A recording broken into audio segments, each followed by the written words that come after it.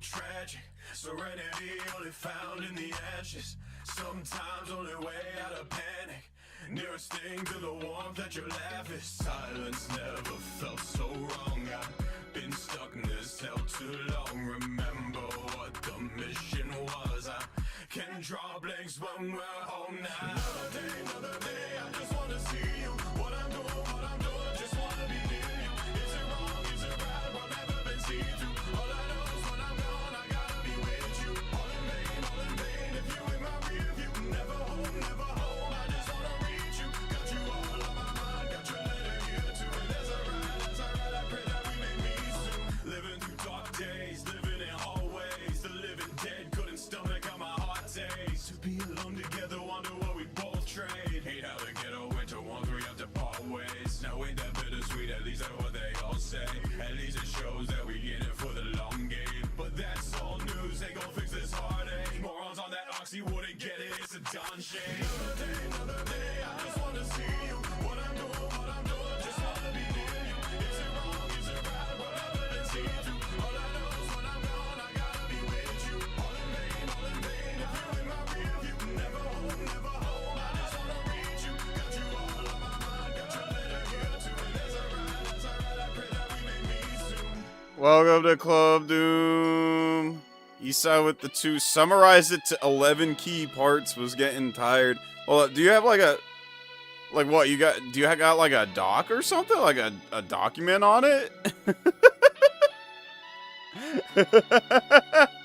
Yo, that's what's up. That's lit. Yeah. Tonight's a long stream, chat. Tonight's a marathon. Check my comments. Which video in particular? Like which video or post? Let me check the... Let's see. The purple flirt John. Nothing there. I know there's like a couple comments you left prior.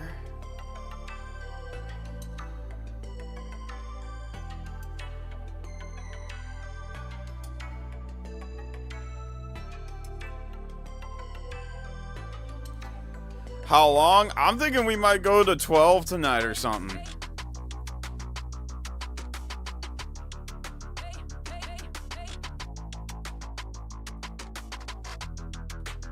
Sweet Maddie G with the 2. Everyone in chat is heaven sent.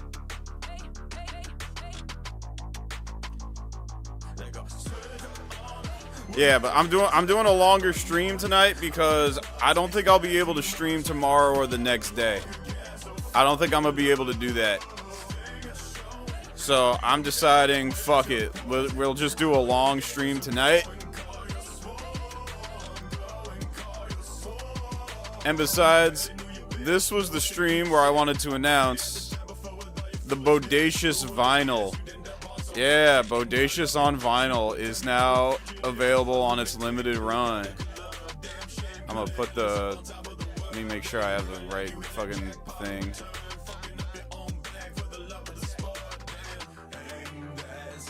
Yep, there we go. I'm gonna pin that shit. So yeah, we doing a limited Bodacious vinyl run. I've been waiting for the company to finally, like the manufacturer to finally be done with their... They were backed up with vinyl for a while.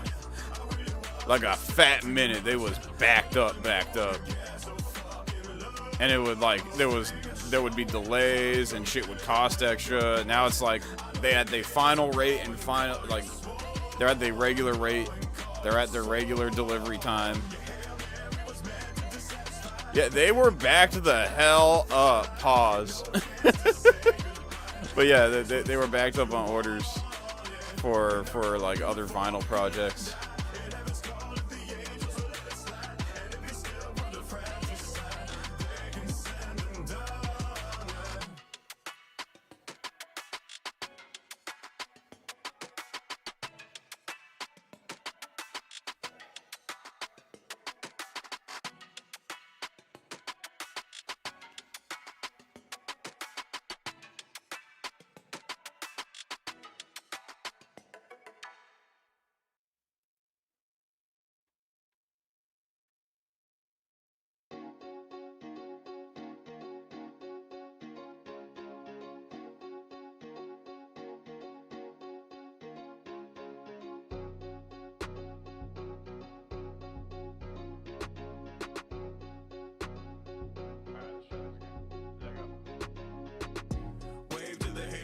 adios.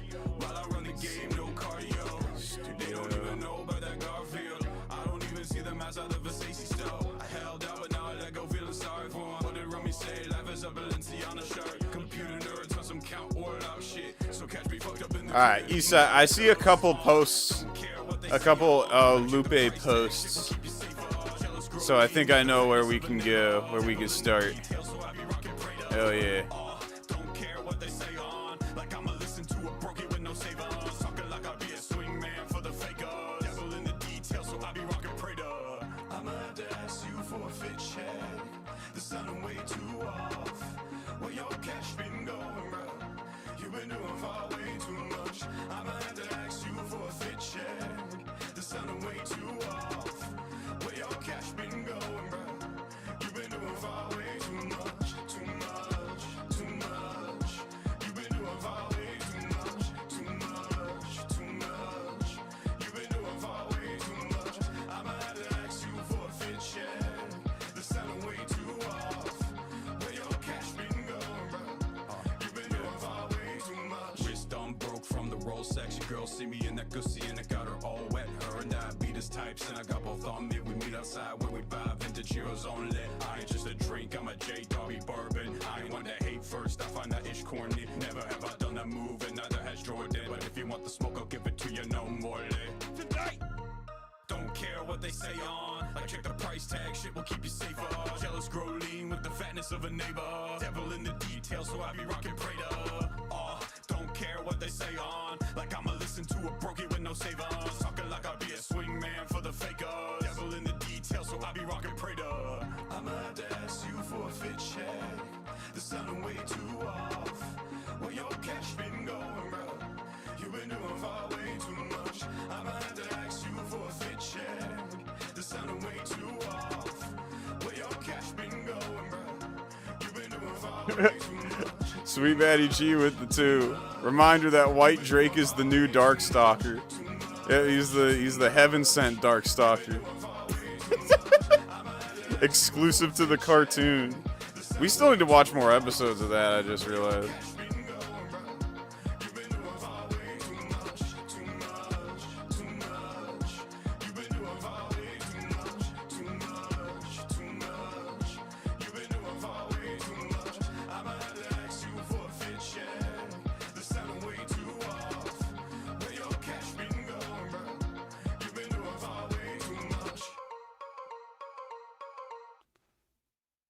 Oh no, that's fine. I'm a little late too, honestly. That's why we still on the music segment.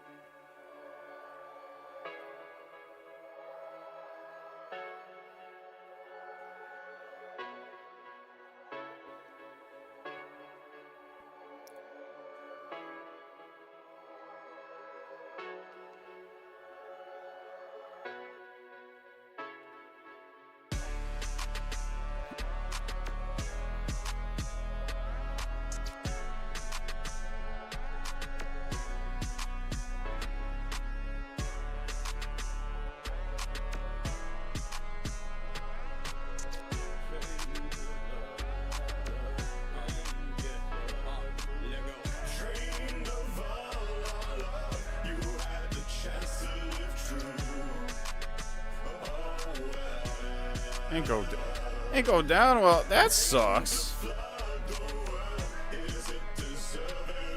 Glad it's all good now, though.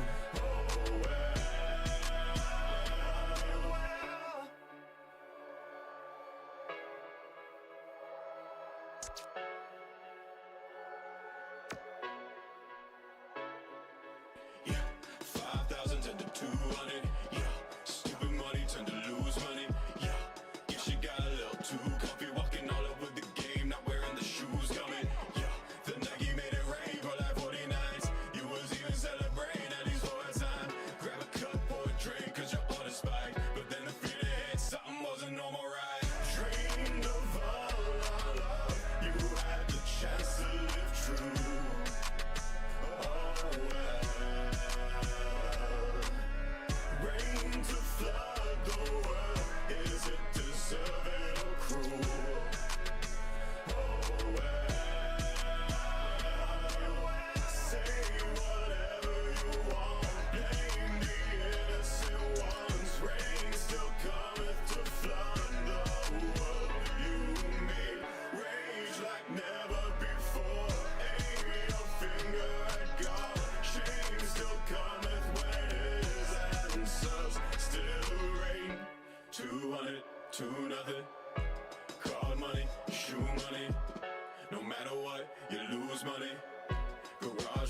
to shoehorn it. Cause Nike made it rain so you drown, and there's nowhere to go with the same all around. Up shit's creep without a boat, this ain't Genesis. Don't even matter if you got a pair of everything. Dreamed of all our love, you had the chance to live true. Oh well. Rain to flood the world, is it deserving or cruel? Oh well. Say whatever you want, blame the innocent ones. Rain still cometh to flood the world. You made rage like never before. Aim your finger at God. Shame still cometh when his answers still rain.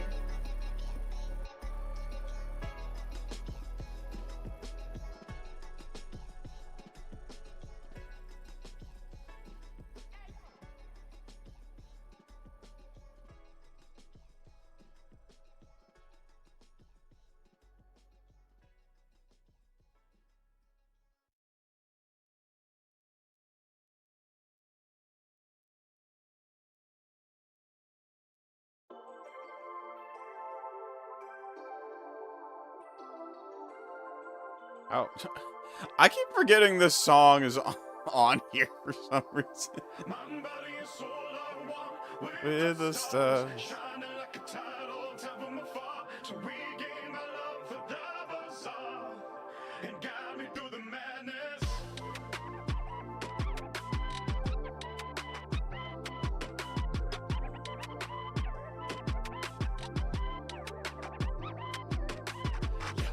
Once I found the target, only took a second. Wasn't that dramatic as I had expected. I don't think the sucker even got the message. Hard to think there's certain someone had me stressing. Like what was all the hype for? I'm not a survivor, bro. Forget what the headline was, I didn't start the fire, bro. It feel like my whole life just been on autopilot. She got me feeling tired of it, even my mind, body, and soul are one with the stars, shining like a tidal tap from afar to regain my love for the bazaar and guide me through the madness. Body and soul consumed by the stars, trying to come to terms with how the whimsy is gone. Lost all my love for the bazaar. Please guide me through the madness. Got everything that I could want except my peace now. I could do anything except for leave now. Everything written is what is there to achieve now. It's no wonder that my past I go to sleep now. Give me like 3 days to take the edge off, and some grace supposedly time is spent up. I've never been above my own comprehension, but if you need me, I'll be on the 12th dimension. Mind, body, and soul are one with the stars, shining like a tidal tap from afar to regain my love for the bazaar. Guide me through the madness. Body and soul consumed, trying to come to terms with how the whimsy is gone. Lost all my love. Please guide me through the madness.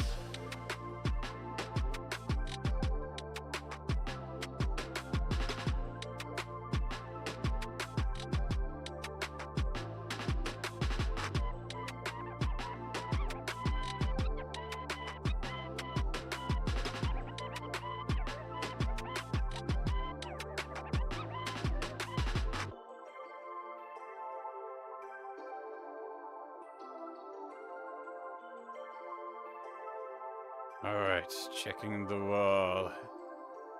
I'm gonna go to YouTube Studio and go to Community and then go to Newest. Huh.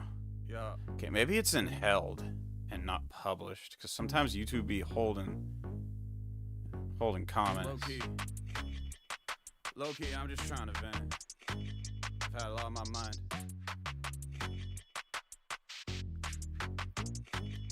Bum, bum, bum. I'm probably ruining the song doing that.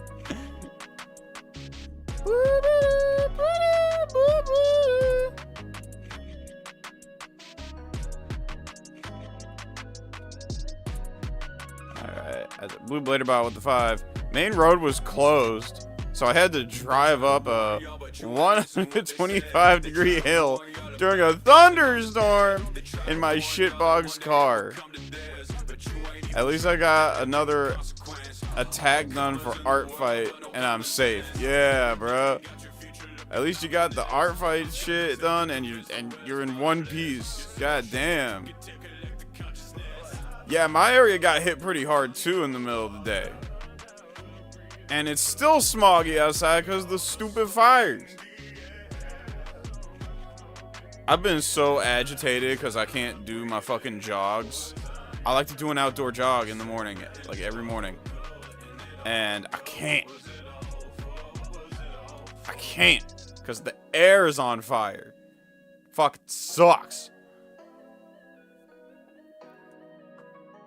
Eastside with the 2. Check your wall. YouTube deleted my comment. Yeah, I think YouTube is deleting your comment for some reason.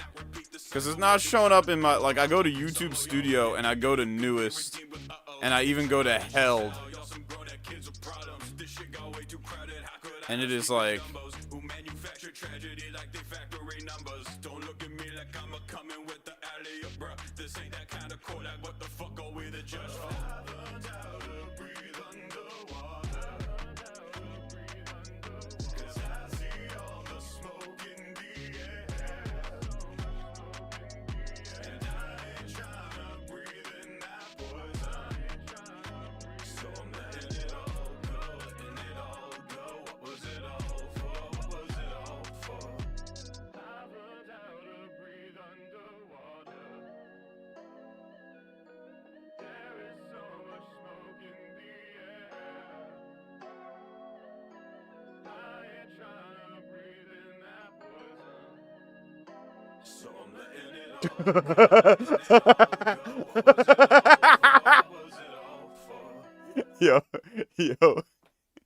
Yo. I like to check the held comments every now and then, because once in a while you'll find a treat. Okay, so I found a in the held comment section. Okay, so these the Johns that YouTube like didn't publish. They have in holding unless I approve them and shit, because of YouTube censorship bots and all that shit. So underneath one of the Sonichu review, underneath the Sonichu review, I got me one of the signature posts, one of the signature comments where someone be like, you know, I'm a high functioning autistic man who's also from Virginia, so I feel ashamed to be put in the same category as Christian, yada yada, the same shit. I've seen this comment like countless times at this point, like over the years since I made my Sonichu review, and then right underneath, some bull reply under his shit like, "Holy shit, your channel is just all genuine chud slop. You should feel ashamed."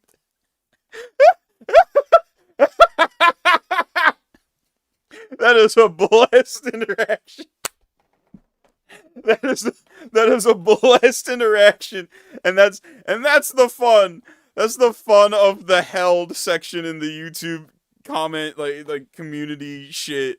Oh my god, shit like that, just fucking approve it, bet.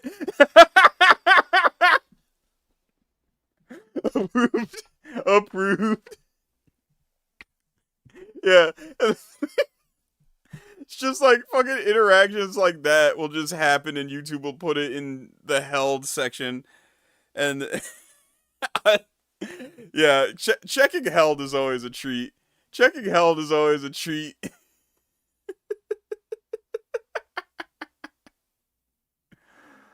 Oh my god. So good.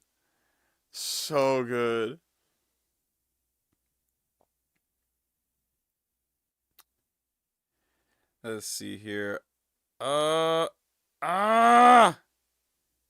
up.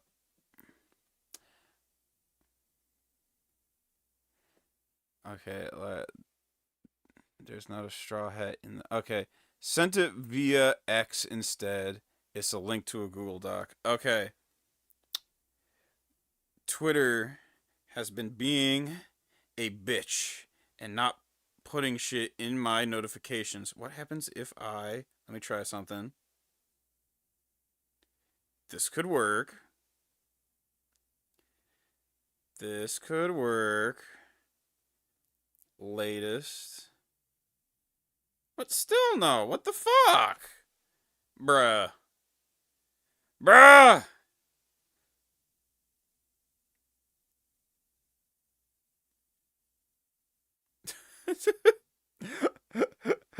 Holy shit, that Smash Bandicoot alt is still up from like 3 years ago. Where he tried to pretend to be me. I can't believe that shit's still up. That's crazy work.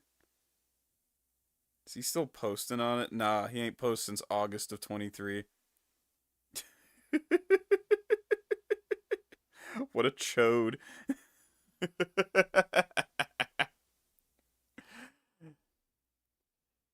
Yeah, let's see. It's a Google Doc. And it's not showing it. He tried to send it on Twitter. Tried to send it on... Oh my god. Mentions? Is it in mentions? No, it is not in mentions. Oh my fucking god. Twitter is being a bitch. And will not give me the fucking notice. I am very sorry. Keep trying stuff. I got a YouTube. I got an Instagram, but I don't really use it for anything. Maybe try Instagram.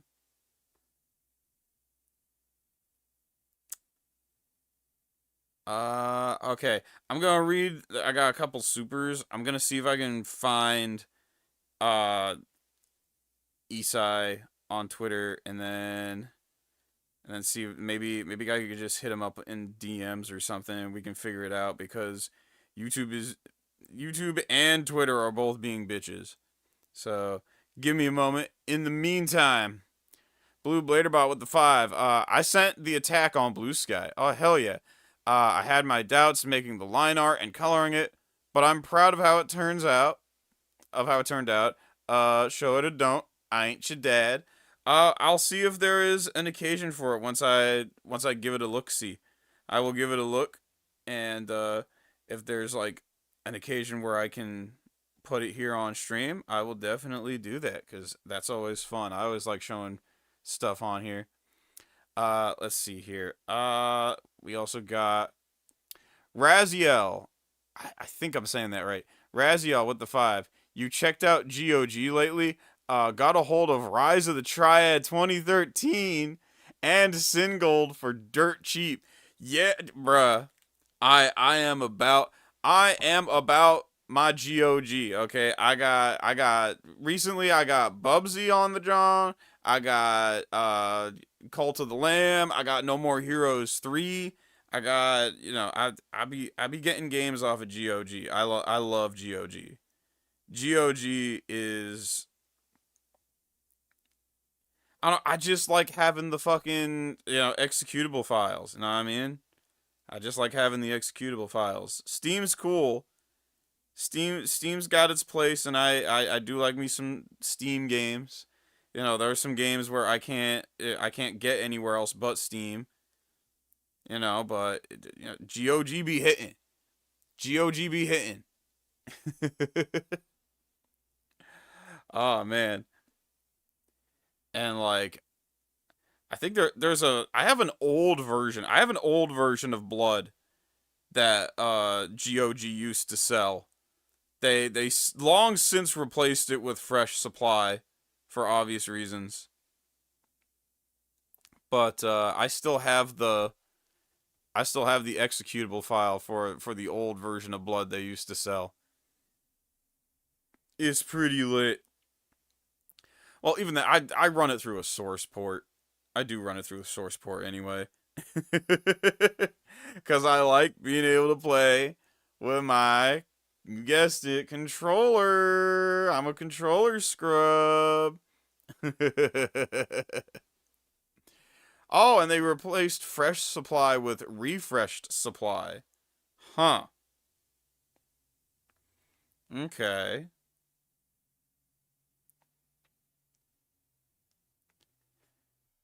Let's see. I'm making Skippy in Gmod. Oh shit! Hi-Fi Rush is on GOG. That's the Jet Set Radio like game, right?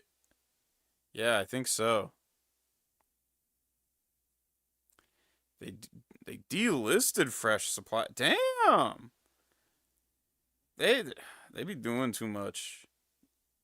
You ain't gotta delist shit. Whatever. Alright, I think. Alright. I think I found it. Yo.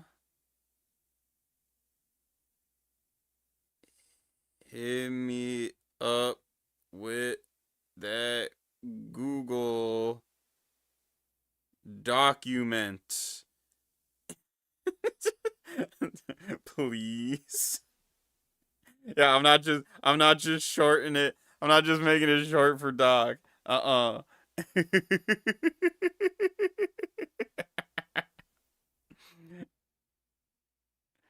There we go. Now I think this is either the right account or I just sent that to the wrong fucking person, to just a random fucking person. Hopefully I ain't just send that to a random ass person. But I'm pretty sure it's him. I'm pretty sure. I am pretty fucking sure. If not, that'll be awkward.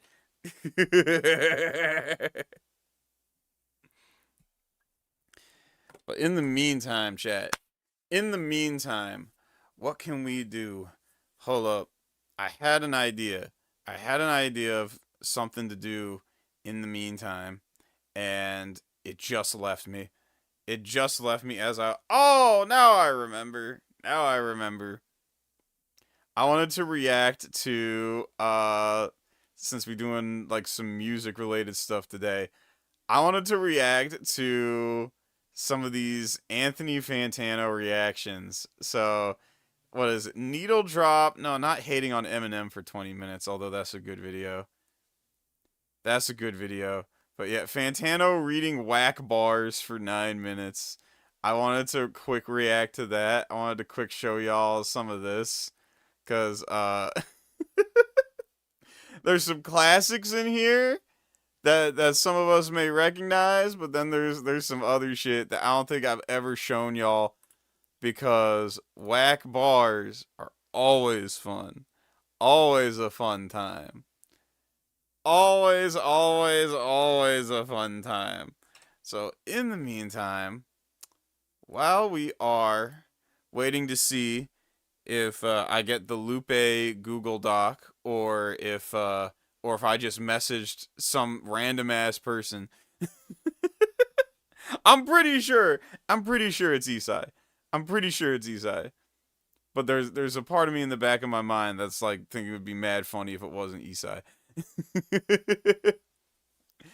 But in the meantime, chat, let's react to some of these. Also, the Odyssey page is gonna have some new videos soon, cause some of y'all may have missed it. We watched Mortal Kombat Annihilation on Twitch. It was a fun time. Mortal Kombat Annihilation was a fun time.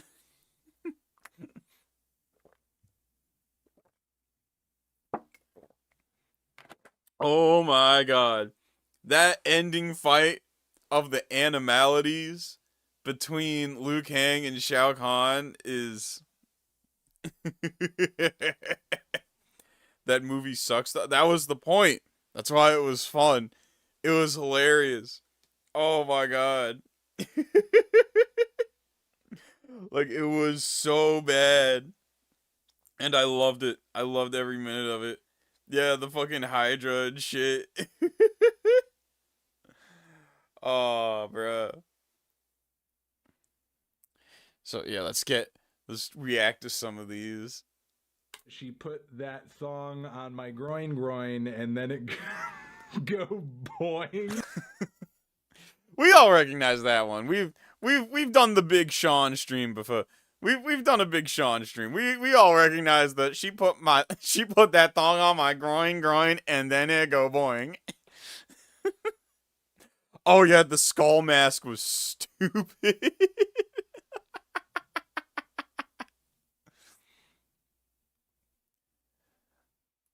Oh, and the fucking Motaro versus Jax fight. Oh, that shit was funny.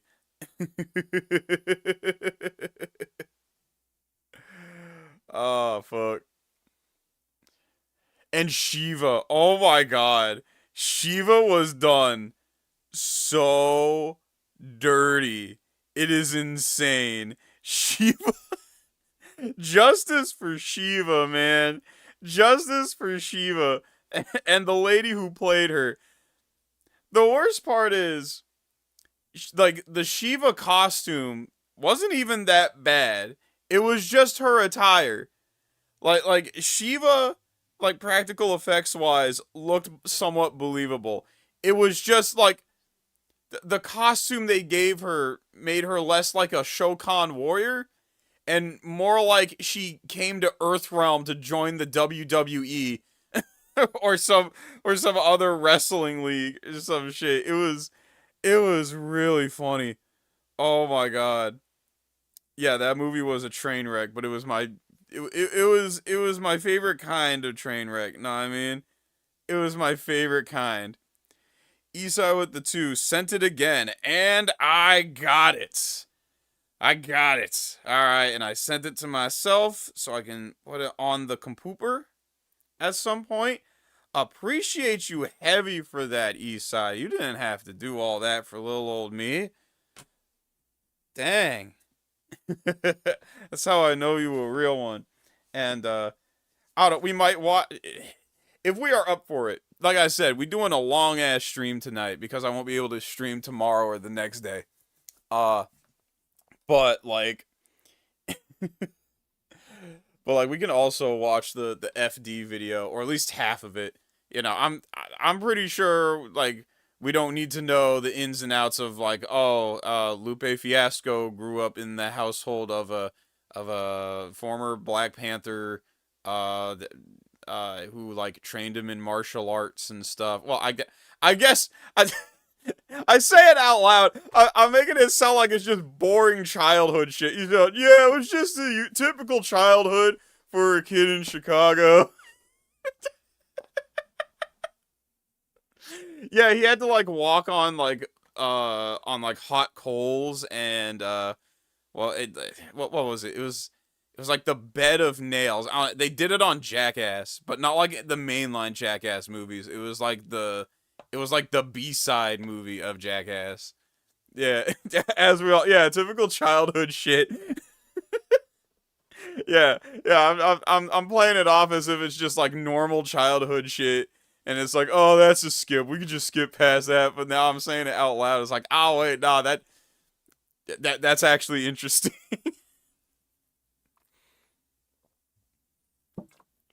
I don't know, bro. I wanna know more about this Kid Cudi beef.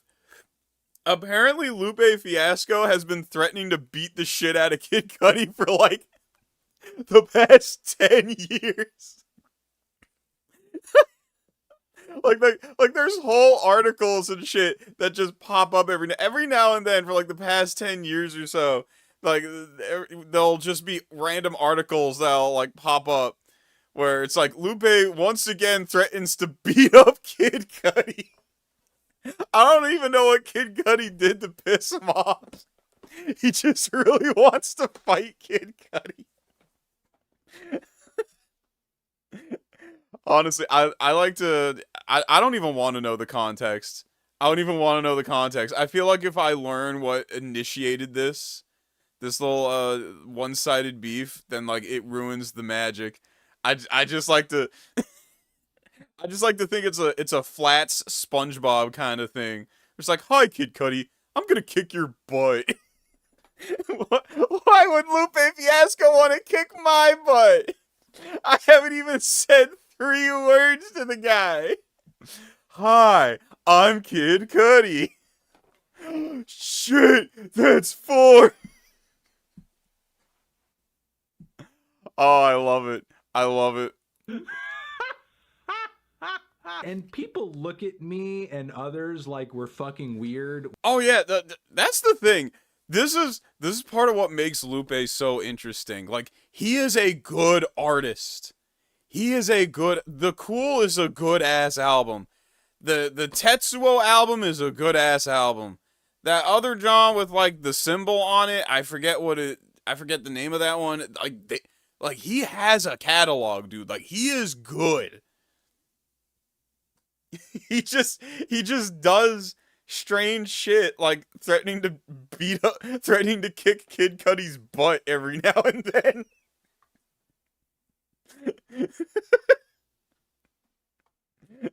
Oh, you like kicking butts, don't you? When we see Big Sean featured on a track and we're like, oh no, please don't fuck this up. Please don't ruin this. And that's not to say his writtens reach a much higher standard, like on this line, my jewelry I love this one. I love this one. twinkle twinkle, doing donuts in the foreign while it sprinkles. You keep calling, I'm ignoring, bitch I'm single. You keep calling, bitch I'm single like a Pringle. Pringles are not single. Pringles are many. There are many that come in one single can of Pringles. Wherever could you find or buy a single Pringle? The shit always remind me of the fucking 100th Aqua Teen episode where they keep saying 100, 100, 100, 100. Hey, can we have 100 beans for lunch? Can we? God damn it, 21 Savage. How many times do I have to tell you? They don't sell Pringles individually. It's just not efficient. You said with the 2. Oh, buddy. That's why I added number 11 to the doc. Oh, is that the Kid Cudi shit? Again, I wanna know. I low-key wanna know what the fuck Kid Cudi did. I'm gonna kick your butt. Simile check, I'm just trolling you pussies, but I'm like a stroller, cause you'll see just how I roll if you push me. Oh, I could... Bruh, music to get murdered by. There was only one good song on that entire fucking album, and it's only because Juice WRLD's on it. That is it. Not Cudi, but even better. Oh, ooh. You know, if you want to portray yourself as that. I'm looking forward to it. This is gonna be fun. This is gonna be a fun stream, chat. We about to have a good time. tough, step 1, don't liken yourself to a thing that you push babies around in. But yes, on this track, we eventually do reach a point where he's like, you know, telling music, shut up, bitch. I'll kill you, bitch. Don't you dare leave, bitch. I'll put 2 in your head, bitch. It's a kind of creepy track when you get to the core of it. It's sort of obsessive. Like that weird little, I'll keep this one to myself line in the hook is, I don't know, it kind of makes the hairs on my neck stand up. That booty got me moving with a stiffness and also wrecking my balls, Miley. Those are 2 separate lines that are difficult to take there. And then also, let me know when you get freaky. Want to see E.T. give you my number to bell, but E.T. Why E.T. though? Maybe he like him short. He like him short stack. like E.T.? I guess that would be getting freaky. Yeah, I've never heard so many unsexy references to like sex and attraction on a single song. I need stock and it gotta be Pippi Long? Are we serious? My next tour, it got 8 legs like Daddy Long. What the hell are these similes? Joyner gives us some supremely whack bars, like, I need you to give us back Martin Luther, take Martin Shkreli. Give us back Malcolm, take R. Kelly. Though later in the track, he's talking about how we need MJ back. I'm wondering if this was recorded pre-Leaving Neverland. Michael Jackson shit, but the palace is not for kids. Which is a very odd reference in line there, given like... Yeah, well, and of course it's Drake. Is that Drake? Nah, I don't think that's Drake. It could be Drake, though. Ah. All the talk about your weird proximity to girls much younger than you. Y'all are just food from McDonald's, and I am a gourmet filet that's more tasty. I'm more crazy. Just a gourmet that's more tasty. The track Book of Rhymes. Oh my god. Yeah, I remember that same freestyle. He's one of them rappers who raps fast and thinks he's doing shit because he's saying things really fast when it's like a whole lot of nothing. And then he makes that exact complaint, if I remember correctly, in the verse or some shit. Sort of a hilarious concept because it's Eminem portraying himself as just emptying the rhyme book. This is the stuff I've had locked in the vault for a while now, guys. Here we go. Haven't used all the tricks I have, so like my balls in my bag, get a little testy when I'm mad.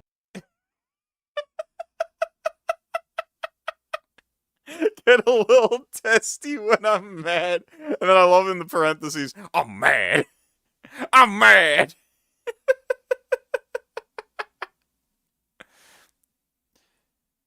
Eminem's Godzilla was a skit. You know, I can believe it. I can believe it. Yeah, Eminem was really just like hunkering down on those balls and testes bars for a while. God, there's so many poo-poo and pee-pee bars all over this thing.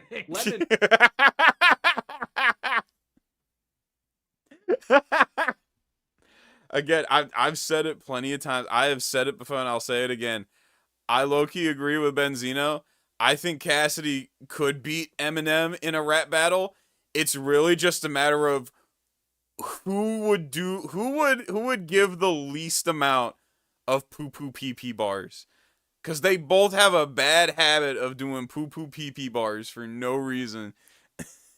And it would really just come down to who does the least. Who does the least?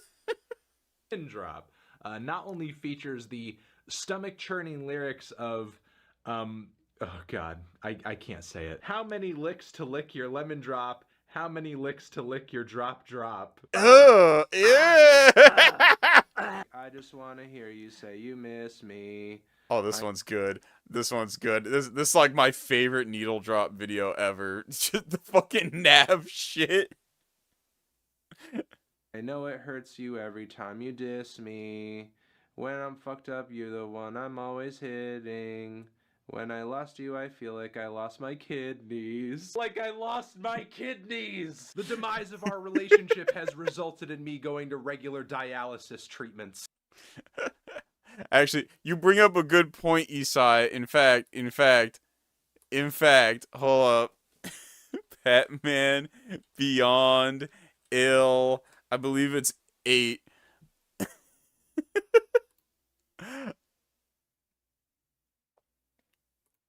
Yeah, right around here. So you better transfer to FedEx. Mommy, can we listen to Eminem in your El Camino? Oh. There'll be no dad rap in my whip. There will be no dad rap. There shall be no dad rap in the whip. None. Never. Halt. Cease. Working from dawn to dusk so I can keep buying cars off Elon Musk. Not a big potato is my favorite kind of potato. Number one, mashed potatoes are better. He is correct. He is correct.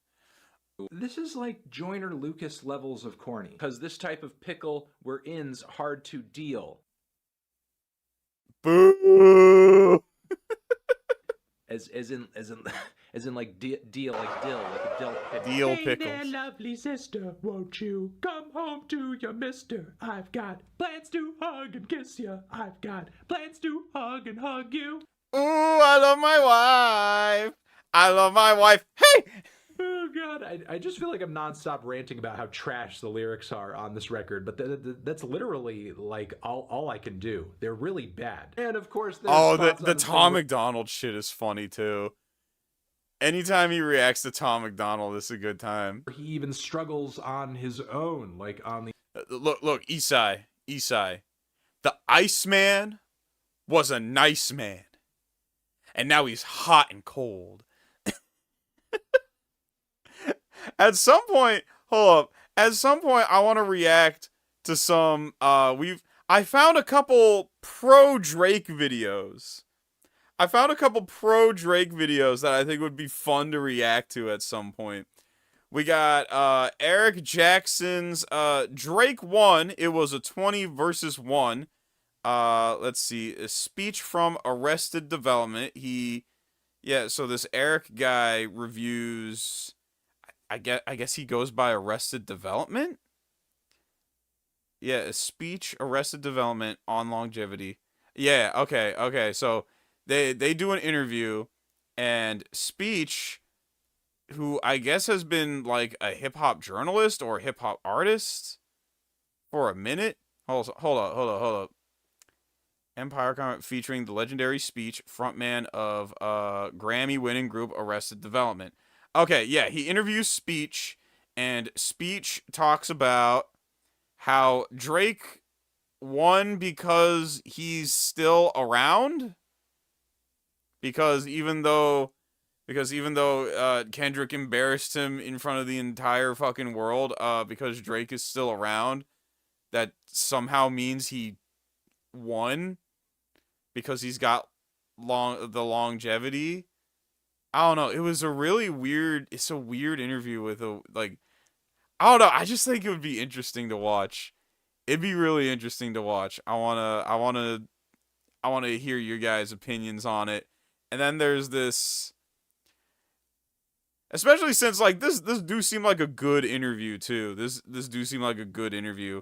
There's the good interview, and then I want to react to fucking what the fuck is his name? There's another one. It's like the YouTuber in question. Yeah, hello Yassine. Hello Yassine, why the world betrayed Kendrick. This one. Ooh.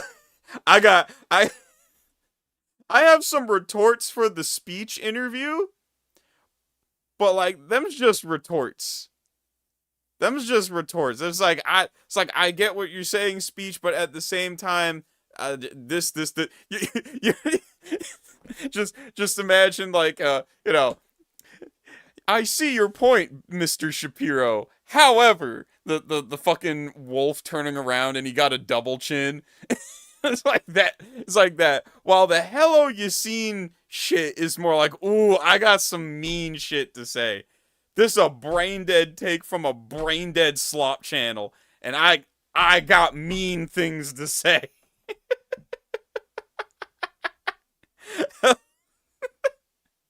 If any of y'all have ever felt the type of way about how I cover hip hop, ooh, you should watch Hello Yassine extras. Or just hello Yassine, just like okay, so you know how a lot of people in the past year have been complaining about lolcow content and how it's all slop, it all looks the same, all the thumbnails look stupid and the same. Well, just imagine it if all of these are the same. Look at this. Here's the video in question. That I want. Yeah, look at this. Look at this.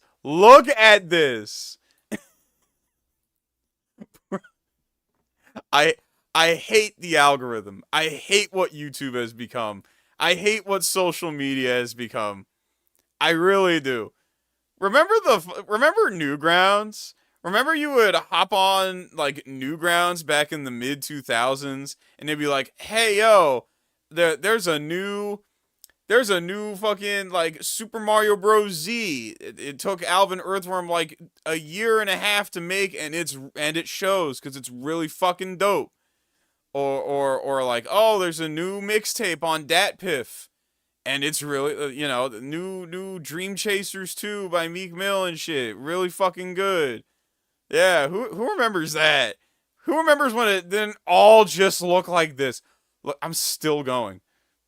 Look at this. It's still going, chat. It's still going. In fact, I'm a read the super while I'm still going here. Jacob Ridge No, what? No, why am I saying Jacob? Job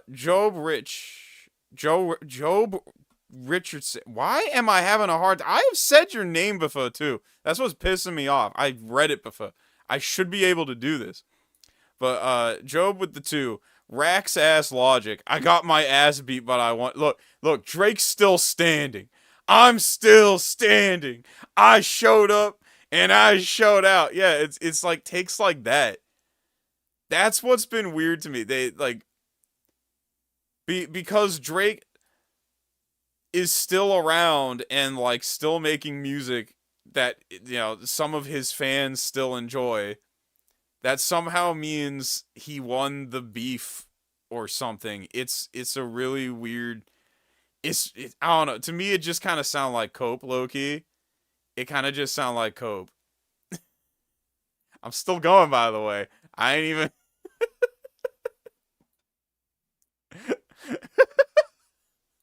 Look at all this.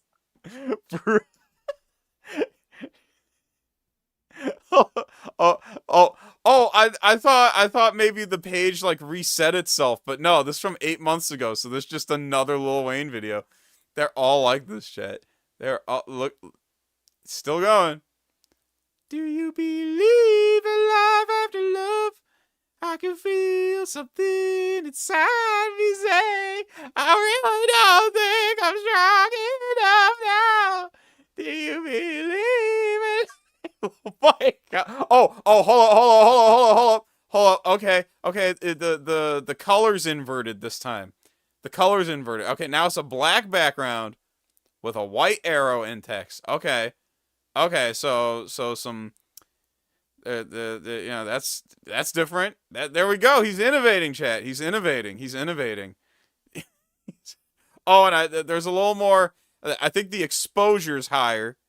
Yeah, because that's a picture of Young Thug. That's a picture of Young Thug. But this one, like, the exposure's a bit higher. Yeah, I think even on the background too. Do you believe in life after love? I can feel something inside me say, I really don't think I'm strong enough now. There's a video of Hello Yasin defending Tekashi. Why am I not surprised? Why do I instantly believe you without even seeing it? I don't know the lyrics to Dancing Queen. Just singing the Dancing Queen. Oh, hold on. Oh, okay, we bring it back. Oh, now instead of a piece of paper, now it's a chalkboard. Oh, okay. Yeah, alright.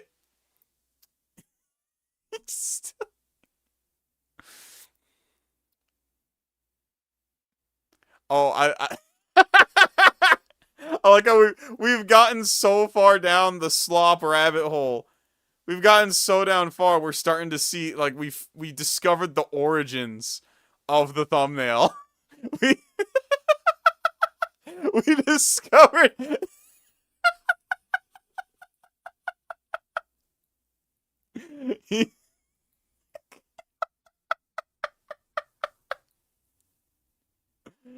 Oh my god.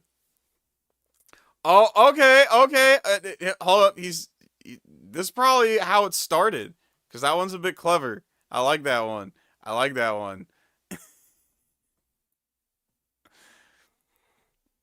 Oh my god. I hate YouTube. I hate YouTube now.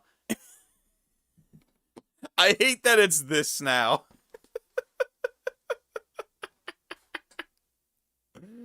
Oh, fuck.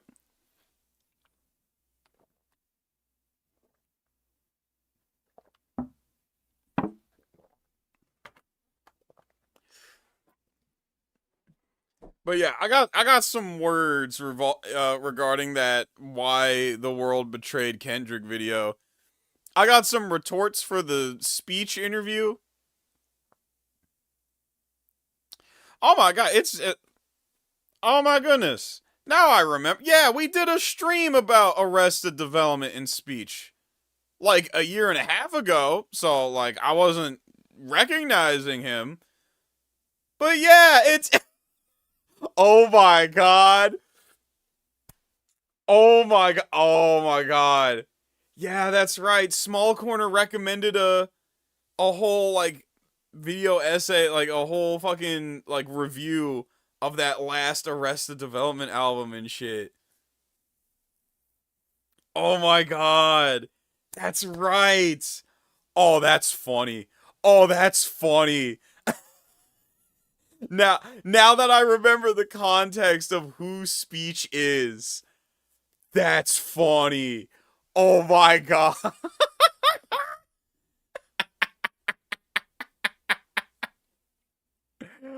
Oh shit. That's mad funny. Oh, that makes way too much sense. That makes way too much sense that it would be Speech. It all makes sense now. Oh. Oh, that'll be fun. That'll be fun when we get to it. The opener, The Moment. My disease is going viral and also beefing like it's 1337. Now they know if I enter, I'm elite. We're doing Leet Speak in 2021. You can't take the nerd out of the boy, I guess. I'm so ahead like I'm wearing a beanie. My shit's so cold I'm Eskimo. And of course, there's no shortage of 007 references on this record, too. The bar, some are like bees to flowers. Why? Because some people find me appalling. I got stung by a bee.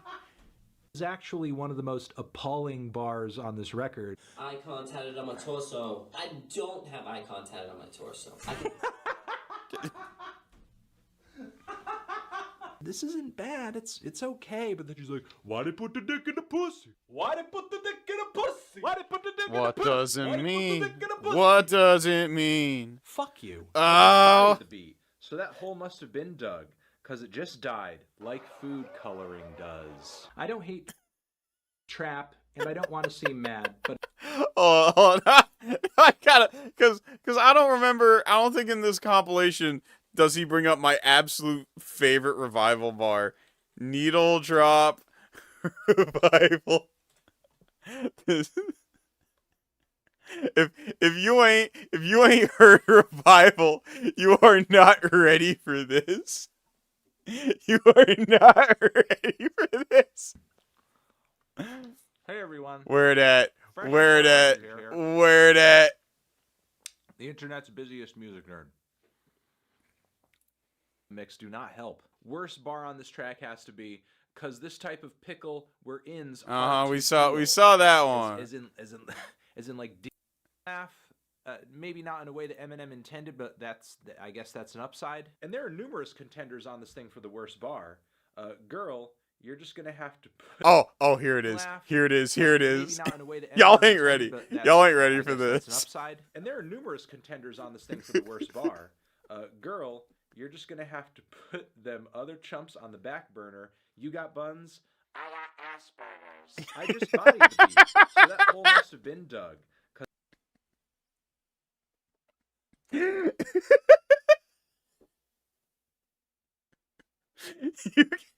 got butt.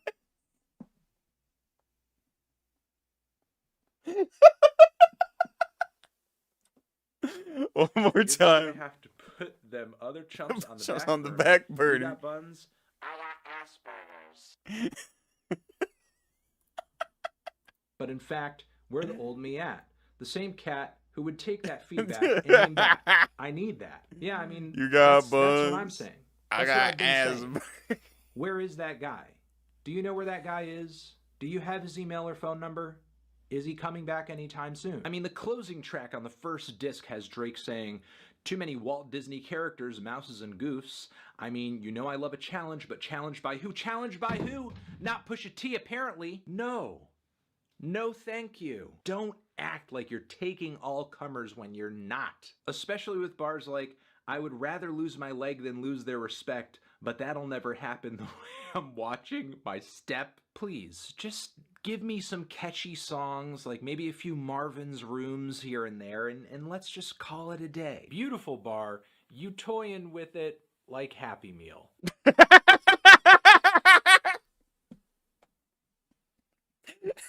It's always the fucking similes. Drake, stop. You are not Lil Wayne. You cannot do similes well. Every time I hear you try to do a simile, it's ass. Please stop.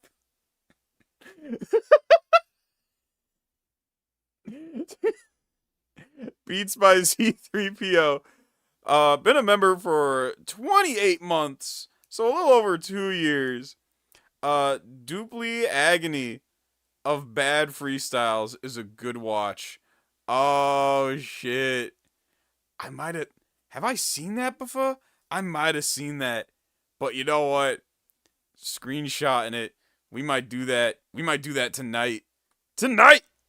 Oh, yeah, it is a fun night tonight, chat. Like I said, we doing a long stream tonight. For anyone who wasn't here earlier for the announcement, we doing a long ass stream. We might be going all the way to 12 because I will not be streaming tomorrow and the next day probably. So, you know, this is the time. This is our time. We going for the long haul tonight. God.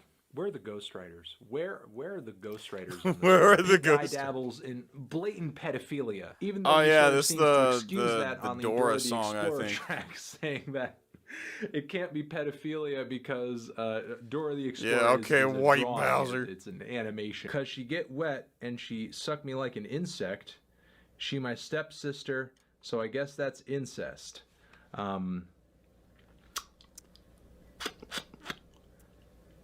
Wow. He's spitting. Yeah. Lil Yachty, everyone. Actually, hold up. Lil Yachty cello. I think it was on Genius or something. Yeah, okay. Okay, so this was Peekaboo with Lil Yachty and the Migos, and this verse in particular was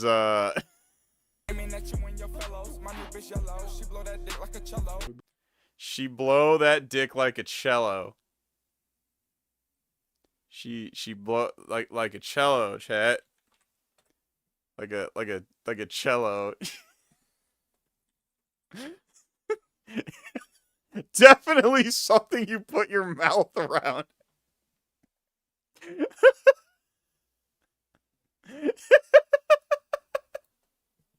What was it? SpongeBob Band Geeks? Yeah.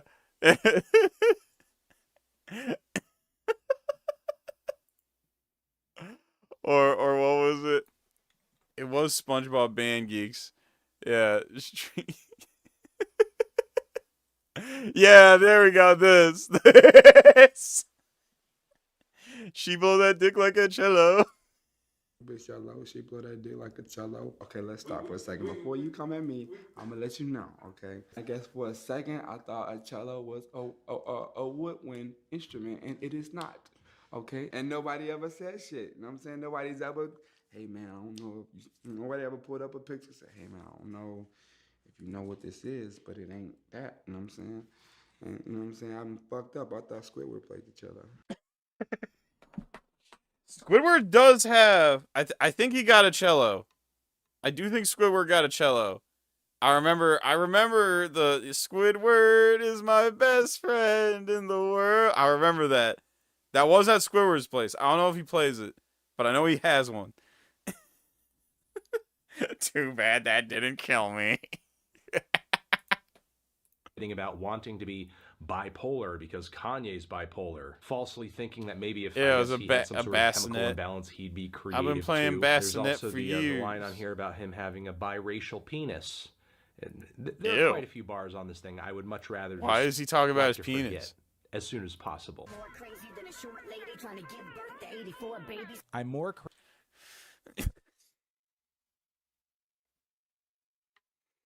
This is why we can't have nice things, chat. This is why we can't.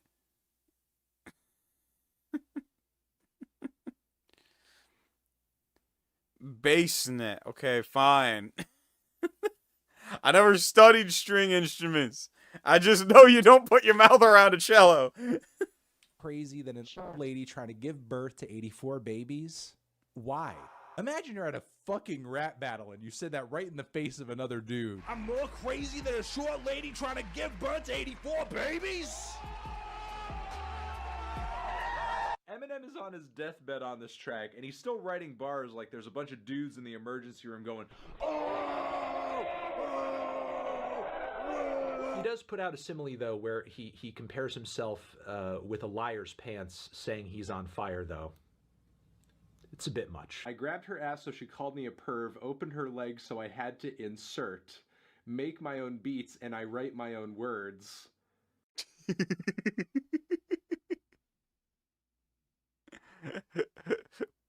Then what the fuck does SpongeBob say? I could have sworn that's what he says in the fucking episode. Hold up. Now I gotta check this, because I could have sworn. What the fuck does he say?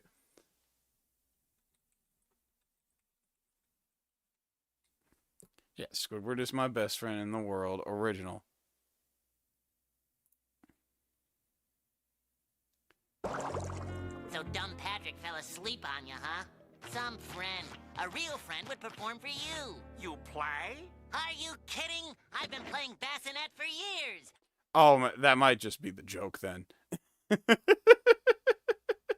Yeah, that's the joke. Okay. I'm dumb.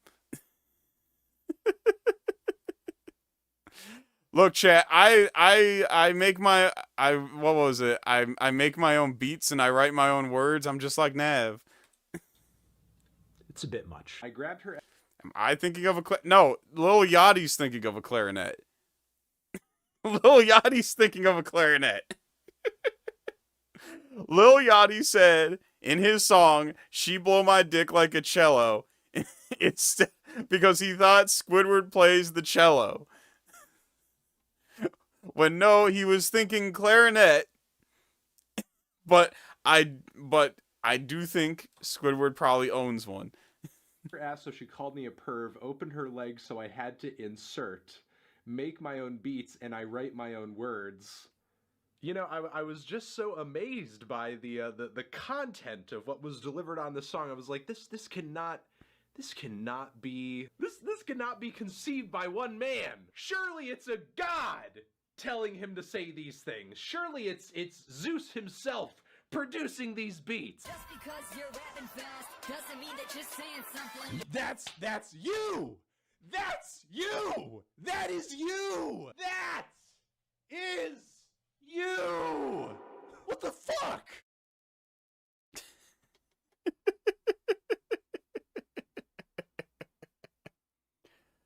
Oh my god. Get to know me, Jojo? I get 29 views 16 hours ago. Why does YouTube been doing this for like a year now? Ever since the last update, I swear. They just been like adding random ass video. For what reason would I have to ever click on this? Ever. What reason? What is the point? I'm sure she's a nice person. I'm sure she might have something of interest to say. But the whole point of all these algorithms that you keep shoving down our throat is to, like, cater to our interests and collect data and then sell it to people in fucking Saudi Arabia or some shit. So why are you fucking... Alright.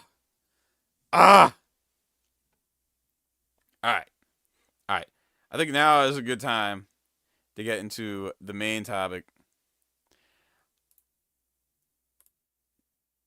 Copy.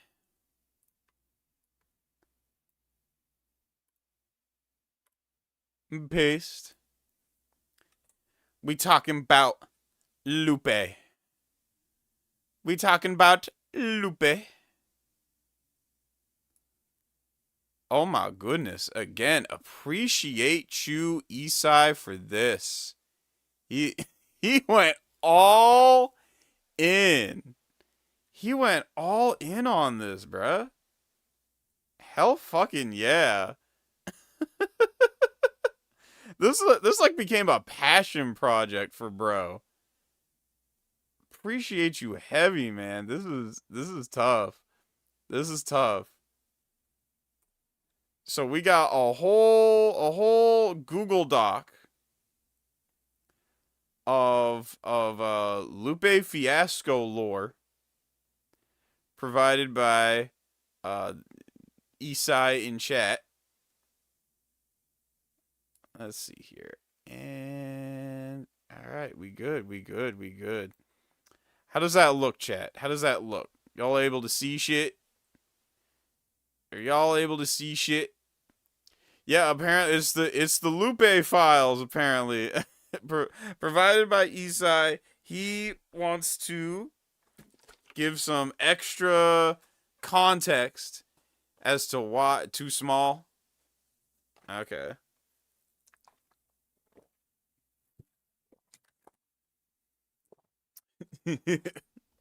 PP tiny. Alright, let's see here. I can figure this out. One sec. Uh-huh. Uh-huh. Yeah. Yeah. Uh-huh. And enhance. Enhance. There we go. There we go. Yeah. Now we talking. Let's fucking go. So, this is a big Google Doc about Lupe Fiasco, the rapper who made Already the Show Goes On All Night. Alright, for anyone who requires some context, Lupe has been on an anti-Kendrick Lamar tirade for not even before the fucking Drake beef. He was kind of low-key doing this. But it came to a head like earlier this month where he was on some battle rappers like panel, and that got into a heated argument. And then I guess he also came at the Company Man and the Culture United podcast, and I still need to watch that. I still need to watch that in particular, because apparently, according to some people that I've talked to, he got out of pocket there. So,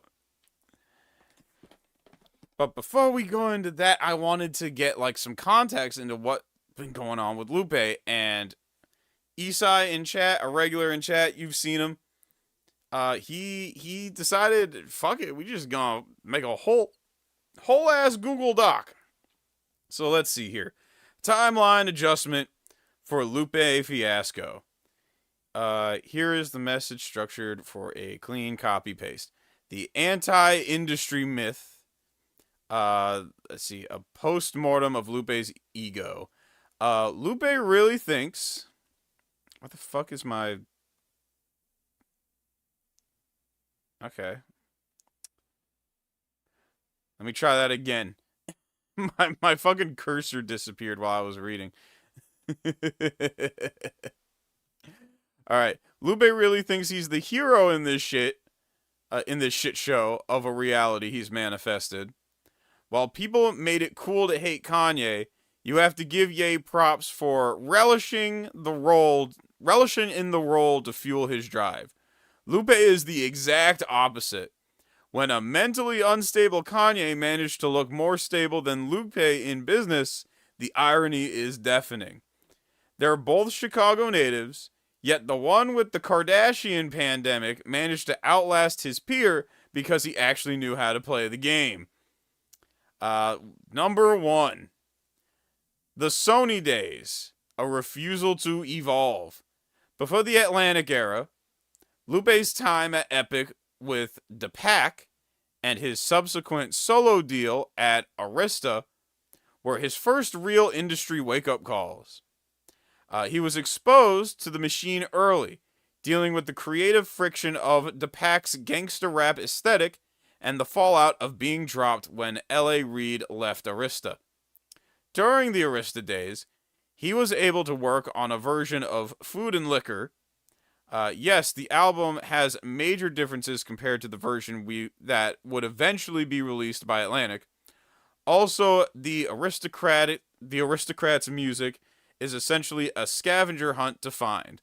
Only a few songs were ever uploaded. Next we got, hold up, let me scroll down a bit. Alright, then we got the Atlantic origins. Before the full-blown Lasers chaos, Lupe was surrounded by heavyweights across Atlantic, Asylum, WMG, Bad Boy South ecosystem. Look at the roster he was sharing office space with. Paul Wall, Goated, Bun B, 8-Ball, MJG, T.I., B.O.B., Plies, Trick Daddy, Webby, Lil Boosie, Wiz Khalifa, Missy Elliott, and Gucci Mane. That is quite the roster. God damn. These artists were the blueprint for navigating the street, the club, and the boardroom simultaneously. They were the masters of balancing mainstream appeal with individual identity. Lupe was even an active participant in this ecosystem. He was a featured artist on Bun B's Swag Autumn from the 2 Trill album. Wiz Khalifa was another guy who had issues during his original deal with Asylum/Warner Bros. He fought for his independence, started getting momentum from his mixtapes, and then got a stronger deal with Atlantic. Alright, next we got this, alright. The side quest era. Yes, Japanese cartoon. Japanese cartoon to this day is not on any streaming service for whatever reason. I do not know. I do not know why. It is just not there.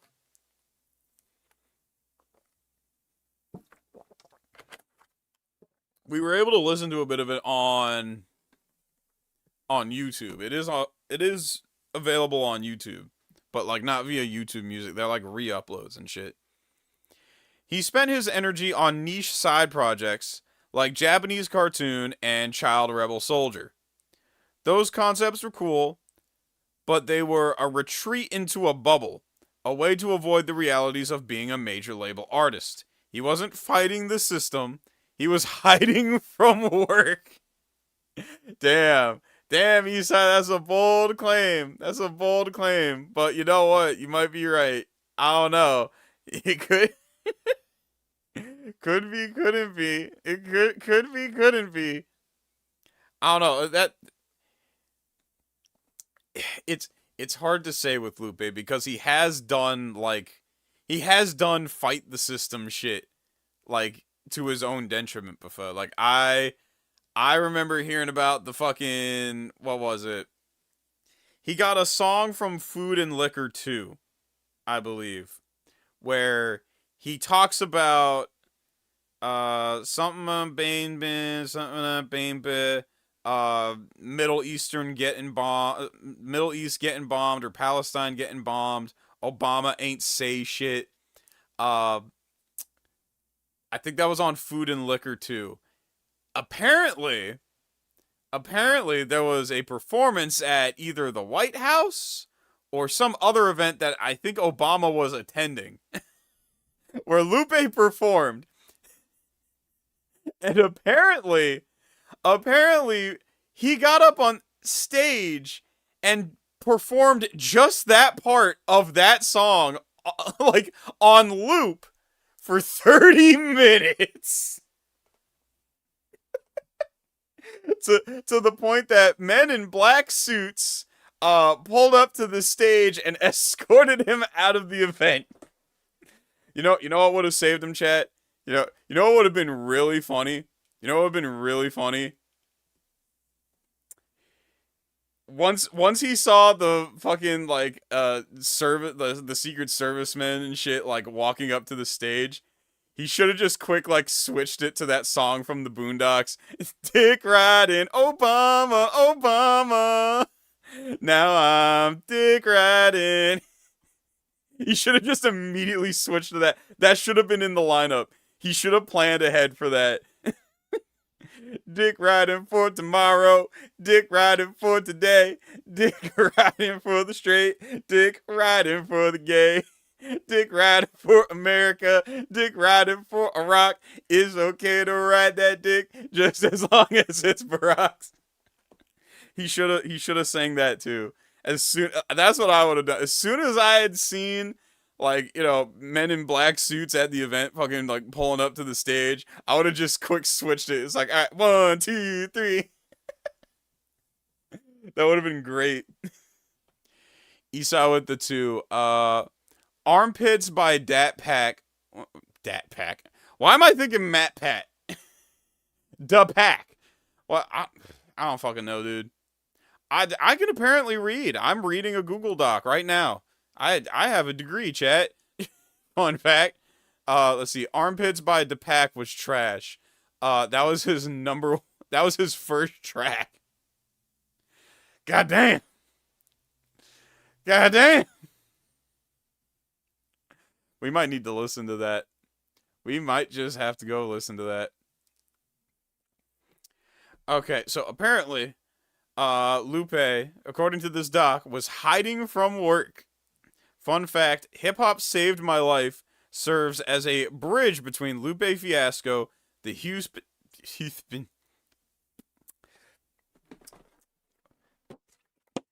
Jug of water, chat. Hydration check. My lips are dry.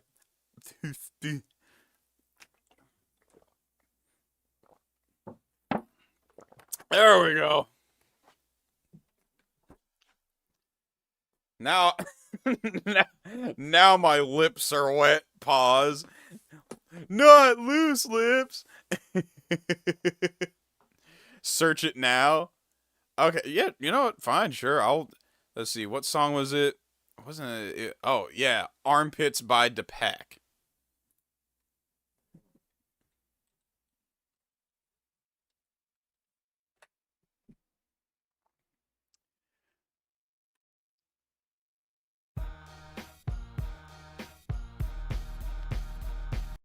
Did he sample did he sample the Rugrats? Why that sound like some Rugrat shit? right out the gate, off rip. I'm just hearing, like, I don't know, Nightcore Rugrats. Bop, bop, bop, bop, bop, bop, bop, bop. What the fuck is this? Like, you can tell it's MIDI, too. If it ain't MIDI, I would be surprised if it ain't MIDI. Because it sounds MIDI.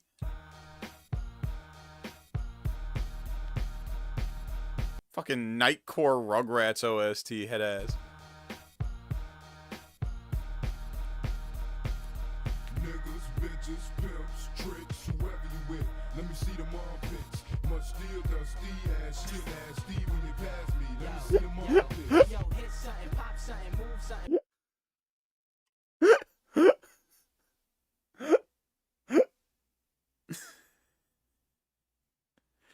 I don't know what I was expecting from a song called Armpits.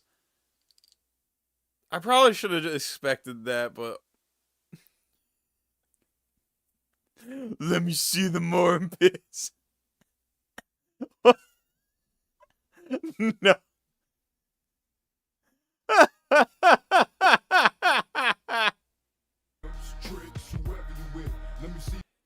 Oh, I think it's Partridge Family. I think I love it. Oh, so that might actually be a sample from a real song. God damn. Maybe it's the way they flipped it. Maybe it's the way they put it to the beat, because it sounds weird, dude.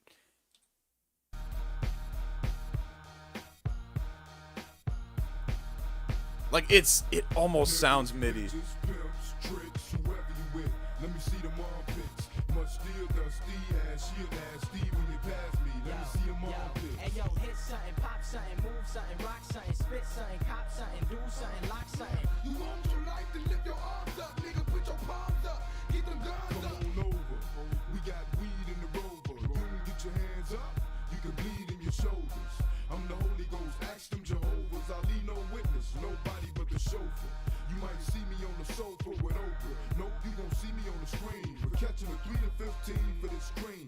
Next car I get, I'ma call her Christine. I'm doing hit runs with my hit team. Somebody getting shot, nobody gets seen. Girl, you a party hoe, but that fit look nice on your body though. I don't party though. Bitch, I'd rather stick niggas for the money.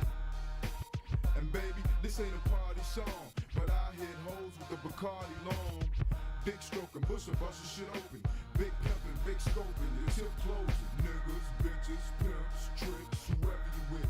Let me see them armpits. Much steel, dusty, ass, heel ass. The fucking hook, dude. The fucking hook. Understand why young Fiasco was dropped by Epic. Bruh, imagine being a record executive, right? And you got your new signee ready to drop their, you know, they say they got their debut album ready, and then you go to listen to it and you hear, "Let me see the armpits."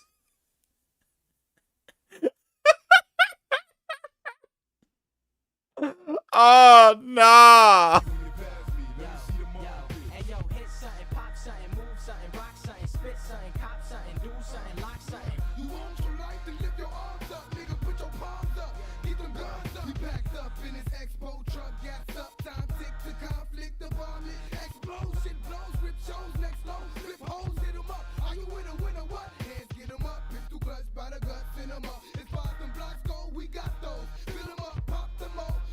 That can't be Lupe. Where's Lupe's verse? Hey yo, I pop something right for a little, drop nothing. Unarmed, lights on them pistols, stop fronting while y'all chase birds like Roadrunner for phone numbers. I be in the back with bone. While you chase birds like Roadrunner. Roadrunner is the bird. Roadrunner is the bird that's being chased. What do you mean chase the bird? Like, I don't know, maybe he means, you know, like you are chasing the Roadrunner. I don't know. That one's weird. That's a confusing bar.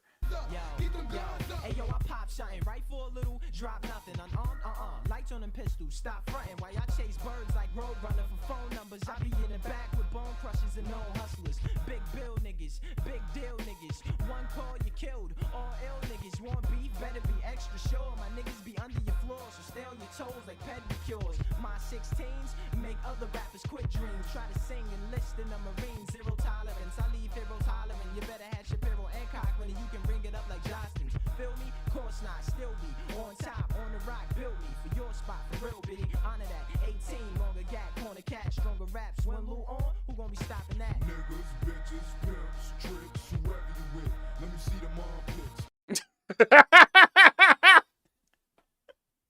armpits. Let me see the armpit. That is insane. That is insane. I do not know why. Anyway, I don't know how that got anywhere further than a reference track. That is crazy.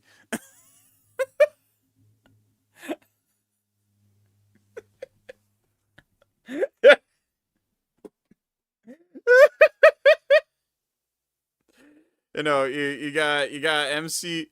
You know that meme, chat? You know that meme where it's like the ass guy and the butt guy? The ass guy and the butt guy are like discussing things with each other, and then they look over in disgust at the feet guy, and then the feet guy looks over in disgust at the armpit guy.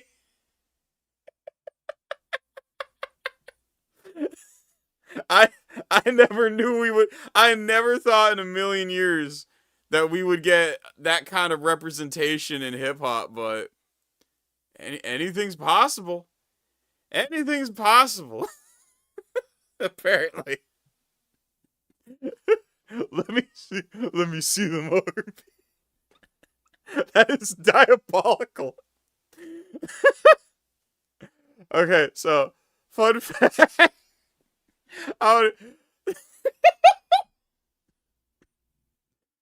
Oh my god, I'm having trouble focusing.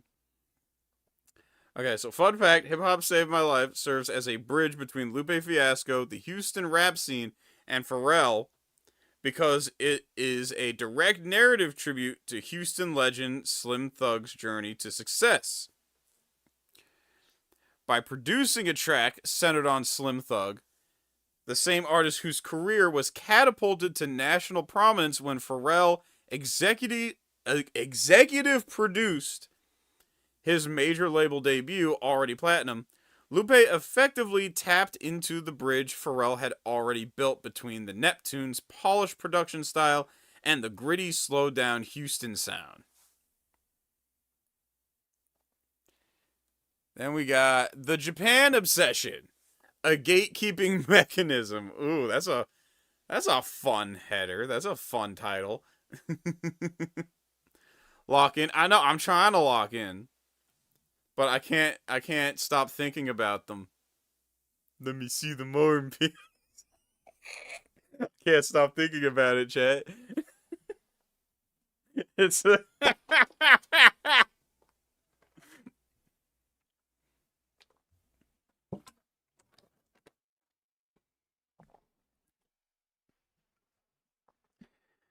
okay. The Japan Obsession, a gatekeeping mechanism. His fascination with Japan isn't just about the culture. It's a gatekeeping tool. By pushing tracks to the Japanese market or keeping them as Japan-only exclusives, he creates a manufactured aura of exclusivity. It's a convenient way to bury tracks like Blackout with Trey Songz or Girlfriend with Chris Brown when he's insecure about their mainstream appeal. He turns his own collaborations into forbidden fruit to feel more important, while the fans are left chasing shadows in Japanese iTunes, probably using a VPN, or obscure imports. It's not just artistic preference, it's a calculated manipulation of his discography to shield his ego from the mainstream spotlight. Has he ever spoke about this? Has he ever, like, gone on record and, like, talked about, like, why he would do the Japan exclusive shit? Because, like, the thing is, I know he's not the only artist to ever do that. I remember Breaking Benjamin had, like, some Japan exclusive shit, too. I remember, like, it was on the fucking, whatever that compilation album was that got most of the band fired. Like the most of the band, like a good chunk of the band, and like Breaking Benjamin's label, like went behind Ben Burnley's back, and like and they released this greatest hits compilation shit, which included a Japan exclusive song called Ordinary Man. I'm an ordinary man, just like anybody else. You know, it's a decent song. It's a decent, like, it sounded like something that would have been on We Are Not Alone back in the day. After this shit was like released in stores and Burnley found out about it, he apparently fired everyone via email. He just sent a group email that just said, "Y'all fired. Y'all fucking fired." That should be a stream topic. I should talk about that sometime. Andrew WK had a Japan-only Gundam album too. Yeah, like, it's like, I see where you're getting at with this number 4. But, like, there are I don't know why. There's like a handful of artists from back then that would do this Japan exclusive shit. So it's like, I don't know. I don't know what the hell to make of that. But let's continue. Let's see here. Number 5, The Forbidden Fruit, the Trey Songz erasure. Look at how he treated Blackout. He treated a collaboration with his own label mate like it was dangerous contraband. The Kicker, Out of My Head, also featuring Trey Songz, made the final cut for Lasers. So he was perfectly fine acknowledging his Atlantic colleague when it suited the label's mainstream agenda, but decided to bury Blackout. even years later, the 10th anniversary re-release of The Cool still refused to acknowledge the song's existence. He's manufacturing lost media out of his own insecurity. Then we got number 6, fumbling the crack era and EDM hypocrisy. Then there's the crack debacle. He acts like the song couldn't work, but he was already deep in the EDM dance space. He was on Making Papers with Chucky, Too Short, and Snow the Product. He was on Bass Nectar's Vava Vroom, and he even released Lilies to promote his Lost in Atlantic project, featuring Sierra. Let's see, who was also an Atlantic artist and Skrillex's go-to collaborator. To add insult to injury, crack didn't fail because it was impossible to adapt. It failed because Lupe refused to compromise. Look at how Knife Party handled Bonfire. It was a banger on Breaking Bad with all the grit intact, but for the WWE 2K 2015 soundtrack, they stripped the lyrics down to just Bonfire, the Bonfire chat, to fit the project's needs. It wasn't impossible to alter the song. It was Lupe's ego that ruined the bigger picture. How is it that he pushes a track like Pussy as a single, but crack was supposedly too risky for the mainstream? It wasn't the label, it was his own refusal to play ball. He ruined the project and blamed the industry for a failure he architected himself. Then we got the Lost in Atlantic myth. Alright, let's check this out. Yeah, I need to re-listen to The Cool. It has been a minute. It has been a fat minute. I'm actually still down to listen to like Lupe's discography again. It has been too long. Again, I only have physical copies of Lasers and Food and Liquor too, but I'd be down to listen to the other stuff. Lost in Atlantic, a myth, a pipeline of lies. Let's see, we got the Tetsuo and Youth era is held up as his grand victory over Atlantic. But if you look at the singles pipeline, it was just a series of contradictory choices. I forget, was the Tetsuo album, was that the John that like Anonymous threatened Atlantic with? Yeah, chat, for anyone who don't know, Anonymous got involved. Because Atlantic wouldn't release an album. I forget if it was Lasers or a different album. But Anonymous got involved. They hacked something of Atlantic's and like threatened them that they would do shit unless they released the new Lupe album. It was a really it was really strange. Oh, it was Tetsuo and Youth?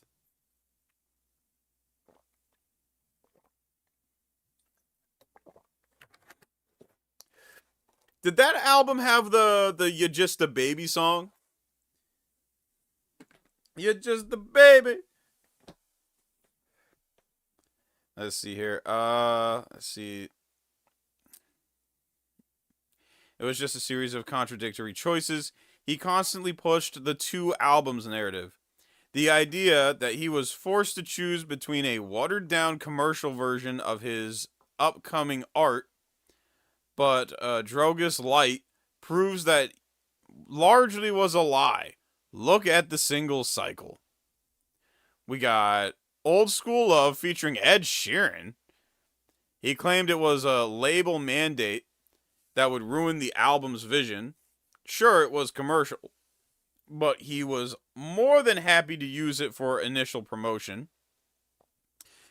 Next to it, featuring Ty Dolla $ign, he claimed he didn't want the mainstream rapper image, yet he actively participated in the push of Ty Dolla $ign's assisted hit, for a Ty Dolla $ign assisted hit. Mission, supposedly meant to build momentum, yet it was eventually discarded despite having a high-profile remix. And then we got Pussy. Let's be real, this was 100% Lupe's choice. Let's say it. This is the ultimate hypocrisy. Pussy is arguably more mainstream repellent than crack could ever be. Yet he pushed it as a single. His argument that Atlantic was a group of evil suits terrified of his music falls apart when you realize they gave him enough rope to do whatever he wanted. He just chose to use it to hang himself, then blame the rope. Possibly. I do want to ask as we read this, does this document bring up the 360 deal? If I remember correctly, Atlantic was really pushing for Lupe to sign a 360. It wasn't a 360 deal at first, I think. And Atlantic really wanted him to sign a new 360 deal, and that was where they would get, like, you know, more money out of, like, songs and shit. Songs and shows and merch and shit like that. Is that mentioned in the doc, or are we taking that into consideration or not? I just want to know. Because I feel like that's also an important part of the equation. Although a lot of rappers at the time especially had 360 deals. Some for better, some for worse. So I don't know.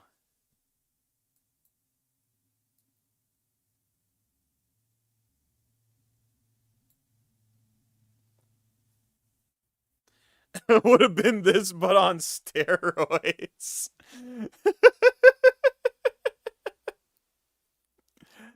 Let's see here. He maintains his genius aura by pretending crack was a misunderstood masterpiece held hostage by the label, while his fans ignore that he sat on the original version for years before ultimately deciding not to release it. He relies on high IQ gaslighting and academic jargon to keep the cult personality fed, all while the math simply doesn't add up. It's not that he was too deep for the industry, it's just that he'd rather play the martyr for a song he shelved himself than admit he simply fumbled the bag. And then we got the Hail Selassie smoking gun. The most damning evidence is Haile Selassie. He spent years acting like the track was a lost artifact the label wouldn't let him release, only to casually drop it on Drogas Waves years later. It proves the label sabotage narrative was a performance. If he could hold on to that, he likely pulled the plug on crack himself. Then we got Airplanes, the reality check. And for someone who claims to be a lyrical legend, his version of Airplanes is pathetic. We still need to listen to that. I might switch over to quick listen to that after this paragraph here. I can't remember a single bar from his verse.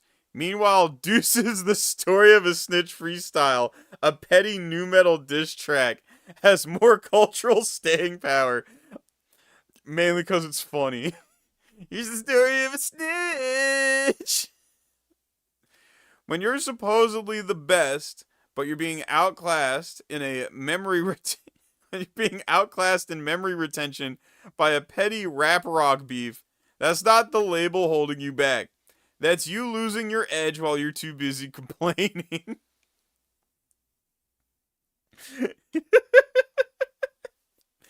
Look, here is the story of a snitch that he knew for many years. But now he's a bitch. Oh shit, that song always cracks me up.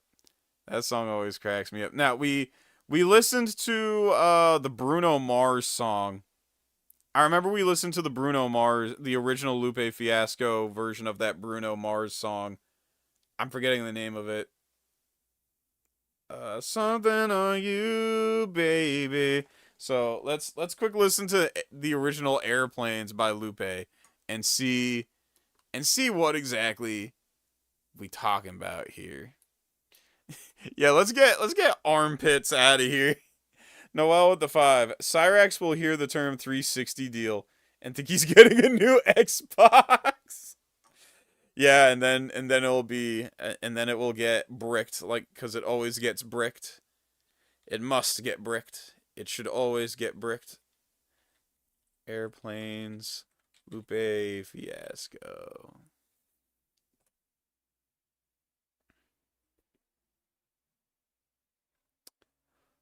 Ooh. What is that cover art? What is that cover art? What is that cover art? Please tell me that's a fan edit or something. That looked dopey. What is the fucking... What is that? What is that? Why does his head look so small? Even though it's only showing half of it. Why is he purple? What happened? What is this?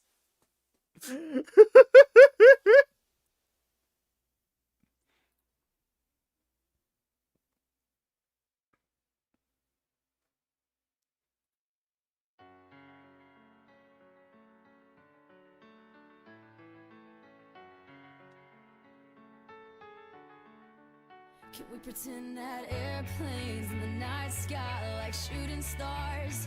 I could really use a wish right now, wish right now, wish right now.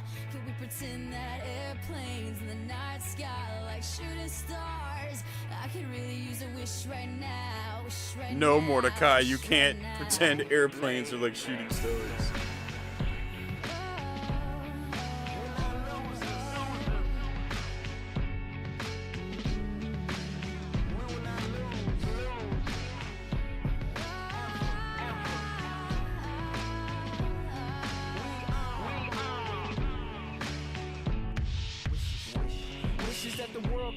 From the position of my girl and me, from the perspective of laying on the hood of a car, looking up at the stars with all the connections cut. Cause when you stuck, the vantages vanishes, bandages on the damages of what depression does. Sequestered cuz, who are they to question us? Beating up our eardrums like question love.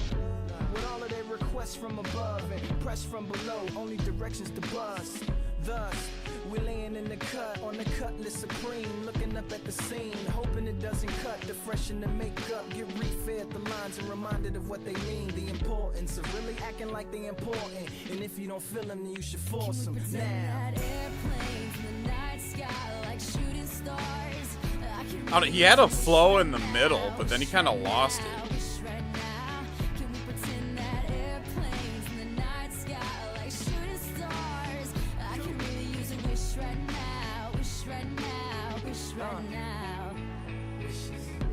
Wishes that mend a broken heart, feel the open palm, parting my flowing thoughts, my departure from the norm, the parts that's more warm, walks on from the marching of your armies and the dropping of your bombs. The walking on the waters now stomping on the pond. The ripples not wave. You can't be peaceful with a pistol in your face. Can't beat the people, so you picking on their place. I jump to defend. I'm waged with a page. My pen's mightier than them, and I got missiles on the stage. It's couches for the cowards and stretches for the brave. And I happily lay upon the bed that I have made. Like housekeep, sheets and pillowcase, but I don't sleep.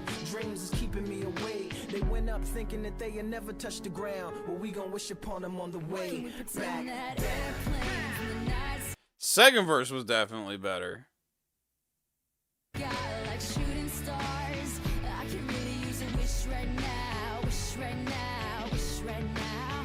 Can we pretend that airplanes in the night sky like... But yeah, I could definitely see what the B.O.B. version is definitely better.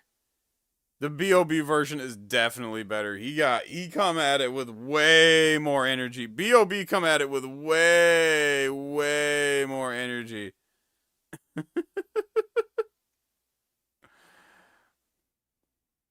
Stars.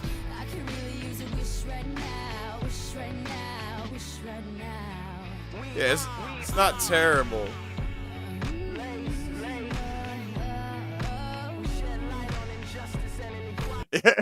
and then of course there's the greatest version.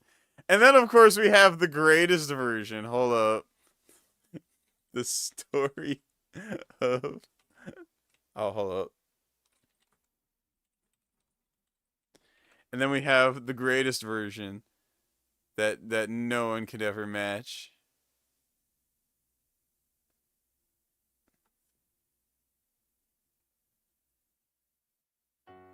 Yo, I guess we all change sometimes. Some for better. Yeah, I can see why they were salvaged for B.O.B. Listen. Here's the story of a snitch that I knew so many years, but now he's a bitch. Fuck your feelings, he can suck my dick. It's so bad. Oh my god. Oh, Mark. I knew so many years, now he's a bitch. Fuck your feelings, he can suck my dick. Look at all these fake ass MCs claiming they rap, trying to spit just like me, but they don't have it, faggot. I was helping you, man.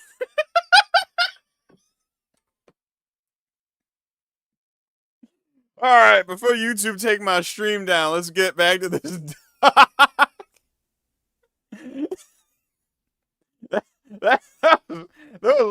He said that with his chest, too.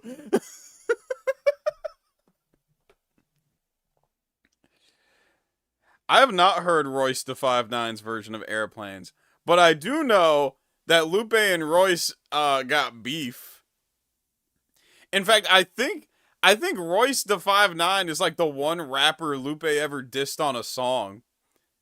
Cause like that's the thing. Lupe got like smoke for so many rappers and like people in the industry. Like I said, he be Kid Cudi's flats for no reason. It's like, hi Kid Cudi, I'm gonna kick your butt. he's been threatening to kick his butt on some fucking SpongeBob episode shit for like a fucking decade. But he's never dissed Kid Cudi on a song. For some reason, he only ever did one, like, diss. And it was toward Royce. And it was because they had a failed podcast. Yeah. They had a failed podcast together. Why am I getting flashbacks of a certain Dylan Thomas?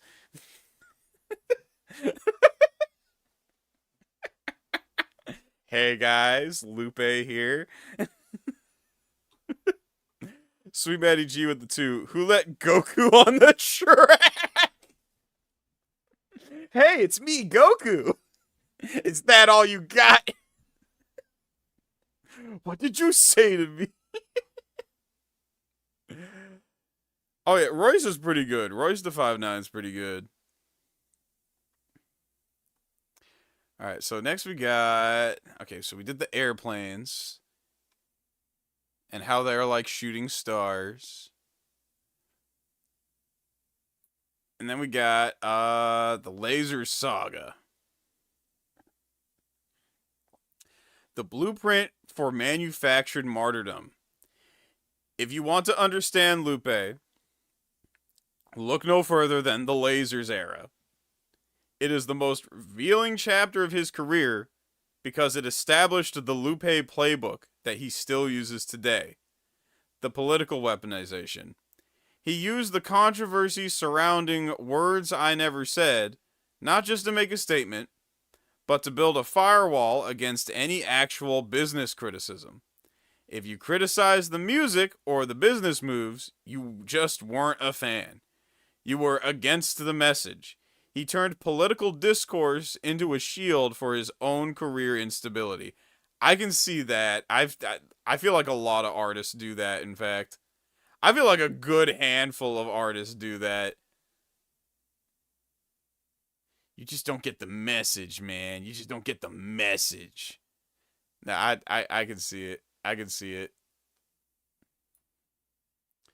Then, the performance art of the protest. Watching him lean into the fan-led Atlantic protest was the ultimate tell.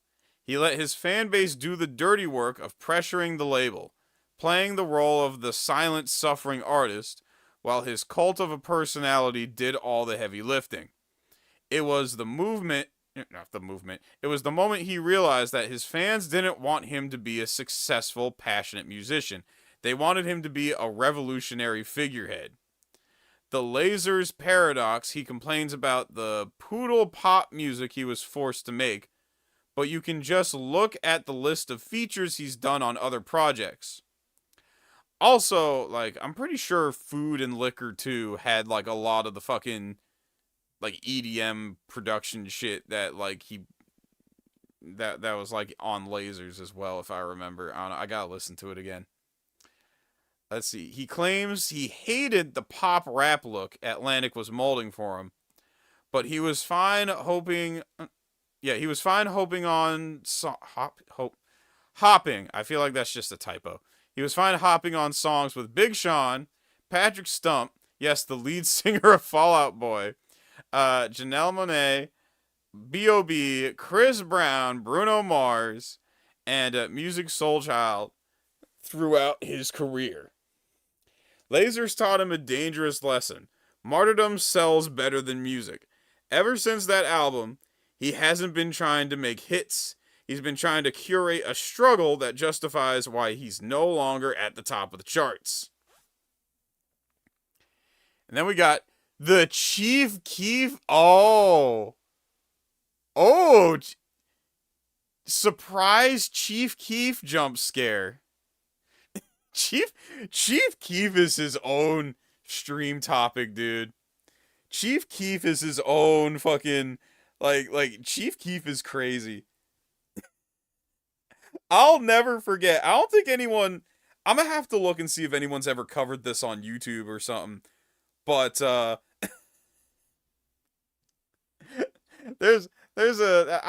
know a handful of people that, like, you know, they dip their toes into the music leaking scene, right?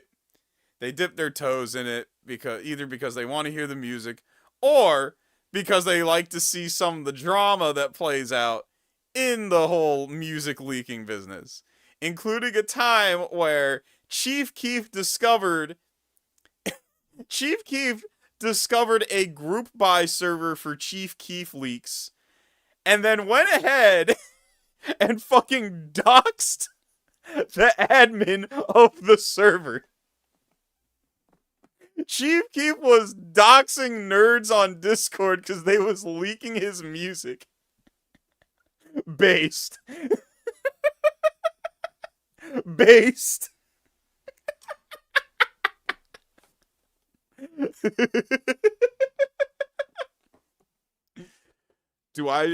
I personally don't care much for leaks. I personally don't care much. Usually because, you know, I like to hear the artist's, like, full vision and stuff. Like, I don't know. It just... And usually the leaks are very short and, like, not mixed well.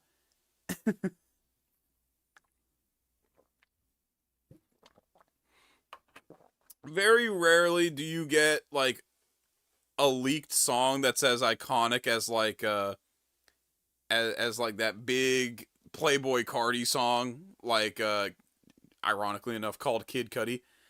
She trying to be trapped. She want to be dirty. The bitch is a Barbie. And the Kid Cudi. I smoked up that Kid Cudi. Get the stuff from me. Like, that is an icon. That is a Playboy Cardi leak so iconic. It is probably more popular than some of his actual, like, big hits. If you're, like, into, like, that subsector of hip hop. You know what I mean? Very rarely do you get a leak that's as iconic as that. Most of the time, it's the throwaway shit, and, like, when you hear it, you understand why it's throwaway shit. You understand why it didn't make it. But every now and then, though, you get a Kid Cudi by Playboy Cardi. Every now and then, you get a Better by Kendrick Lamar. Every now and then, but not enough. Not enough to warrant the fucking crazy amount of money people put into them group buys and shit.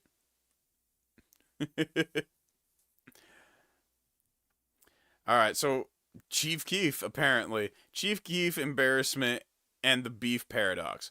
Perhaps the most embarrassing chapter in his career is the beef with Chief Keef.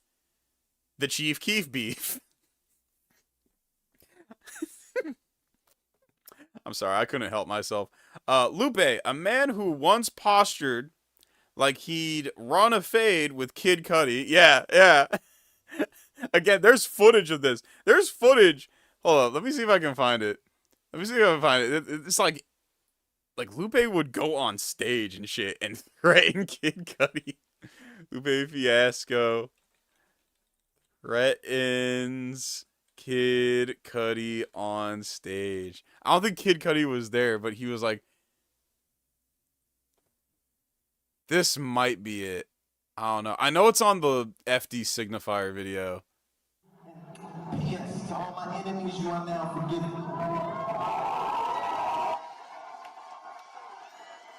Except Kid Cudi, because that's not my motherfucking buddy. If I see him in the streets, it's getting motherfucking ugly. I don't know, that's not even the... Now I want to see the... Okay. Lupe Fiasco FD Signifier. I want to find that specific clip where he's just like, I'm gonna beat his ass. That is such a funny clip. Where is it? FD, breadtube, anime, breadtube. Oh, yeah, apparently, is Lupe still doing the AI shit? Is he still doing the AI shit? Because he also has been delving into AI. Is as the core thing you're talking about when you're addressing certain issues that black people face. And so a lot of black... Okay, no, that's not it. Where is it? Oh, yeah, there's the... Let's see. The pivot. I'm going to have to really look for it to find the timestamp. But it's a funny clip. It is him on stage saying, when I see Kid Cudi, it don't matter what anyone says, I'm gonna beat his ass. I loved that clip. Okay, let's see. Publicly claimed he was scared of Chief Keef and threatened to quit music entirely because of it. Hold up, what? Now I need to look into the Chief Keef beef. Cause what the fuck? So despite threatening and posturing that he'd run a fade with Kid Cudi, publicly claimed he was scared of Chief Keef and threatened to quit music entirely because of it. Let that sink in. He cited a local teenager as the reason for his retirement, yet claimed the industry was the real enemy. I don't know. Was this back when, like, Chief Keef was... Like, how old was Chief Keef when this was going on? This is my first time ever hearing about the Chief Keef situation. So, I gotta look into this. Okay, the irony is that while Lupe retreated into his safe space, Keef and Lil Durk actually learned how to play the game and survive. Durk mastered the art of the pivot, swinging between the lovable thug and the mainstream star, while Keef went completely independent and turned his career into a playground. Keef is out here collabing with everyone from Tierra Whack and Sexy Red to ASAP Rocky and Young Gravy. Clearly having a blast and evolving his sound. Meanwhile, Lupe is still hiding in his academic bunker, terrified of the very culture he claims to represent.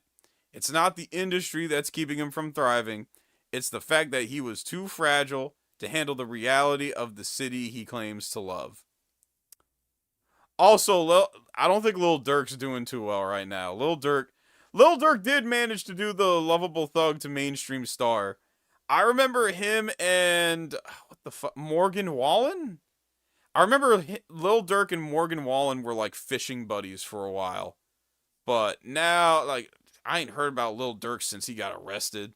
And I don't think he's getting out anytime soon. I do not think he is getting out anytime soon. There is I think it's a wrap for Lil Durk. Cause it does not look good for him if you know anything about that situation. Back when Don't Like was blowing up. Damn. That's crazy. I gotta tell the story again, chat. I gotta tell it. Okay. I gotta tell it. Back in the day, I used to be subscribed to Young Chop's newsletter. Young Chop was Chief Keef's main producer back back in the Don't Like era. Mainly because he would give out free sample packs and shit. Like a lot of the 808s you hear on like Club Doom songs, they are from them old Young Chop sample packs.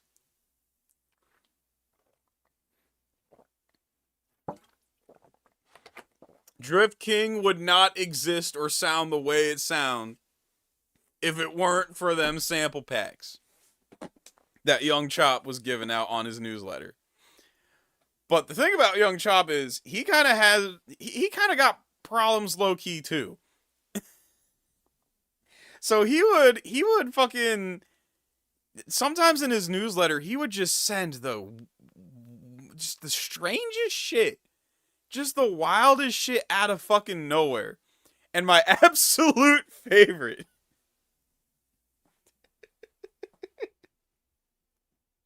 I still look for it in my old email address, in my old email account to this day. Just like praying one day I'll find it. Cause I swear this happened, chat. I have no way to prove this outside of just saying it. I have no way to prove this, but this actually happened. He sent a full-on fucking report. He sent like a big ass, like, I want to say 5 to 10 page essay. That was a biography on Winston Churchill.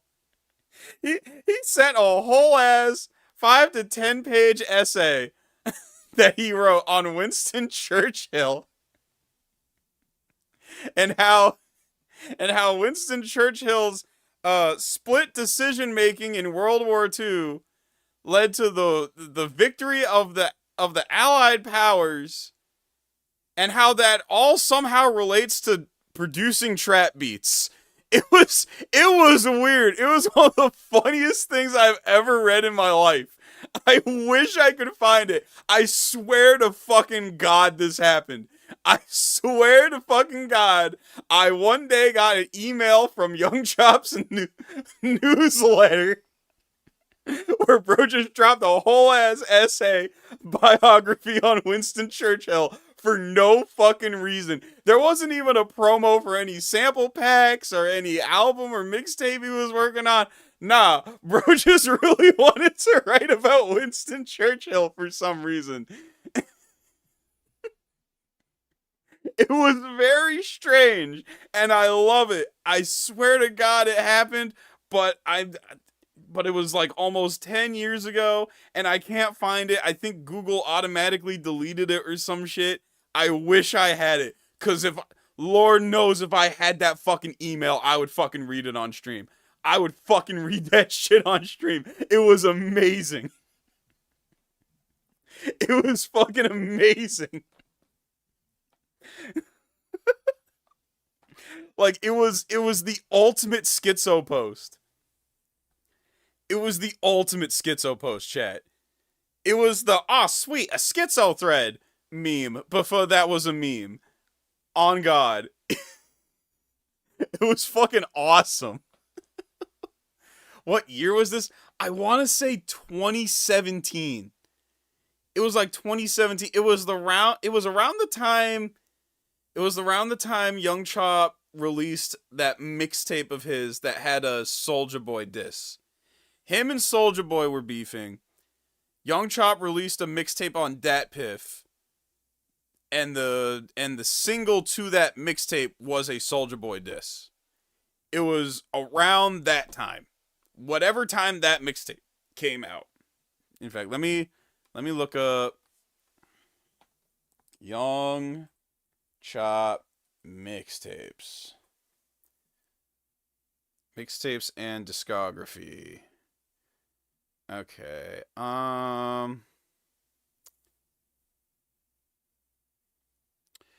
Hold up. I gotta wait for Genius to verify that I'm human because they don't like VPNs. Alright, I'll remember it when I see. Okay, it was Let 'Em Know Chop. Let 'Em Know Chop, which released February 1st, 2017. And it was like... And it was a couple months after that. I want to say like around fucking like April, May-ish of 2017. But yeah, as of now, that Young Chop email is lost media. I look for it every now and then. Every now and then I log into that old email address, that old Gmail I used for it. And I just, you know, I scroll around, I search around, I see if I can find it. Cuz again, the shit was amazing.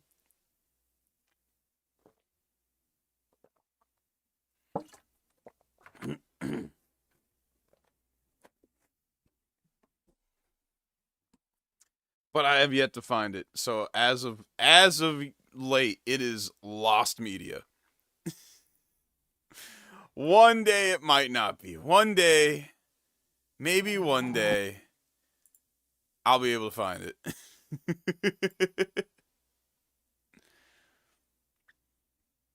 Alright, Story of a Snitch. Airplanes. I'm trying to find the interview that happened recently. Because now that brings us to Lupe Fiasco today. And what has Lupe Fiasco today been doing? Well, he's been going around just talking shit on Kendrick Lamar. Discrediting the shit that Kendrick's doing. And it's like, I don't know, bro. You can not like Kendrick Lamar and shit for a number of reasons, but like, it feels forced is the thing. It feels kind of forced. You know what I mean? It don't feel like he's critiquing him based on the merit of like, I don't know how to explain it. But you know what? That's why I want to show it. That's why I want to react to this interview that he did with another battle rapper. Because I want to get a sense for what the hell actually happened. Because I have not been able to... He's not even an Iceman fan. It's not even like Speech.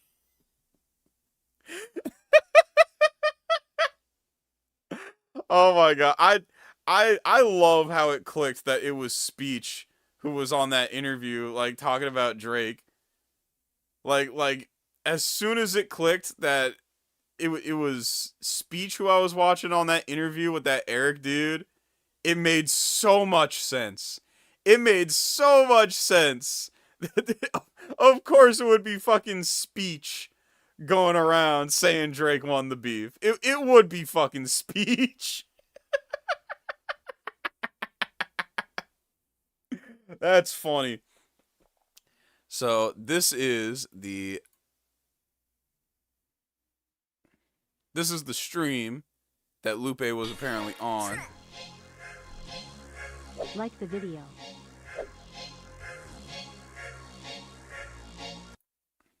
Yeah, you Gucci. All right, let's see if I could pop up right here. There we go. There we go, Lupe. That's what I'm talking about. I want to just slide you right over like this, and I'm gonna just spin a little bit. This is what I need to see right here. Bet we all here. Everybody, y'all all good? We here. Lupe Fiasco, everybody. Go. I don't know. I'm already not liking Lupe's energy going into this. Why is he posing? Why is he sitting like that? Why is he doing the double chin? Like, you're fit enough to not be doing the double chin. Why are you doing the? Go crazy. He said keep that same energy. He don't even want me to do this part right here.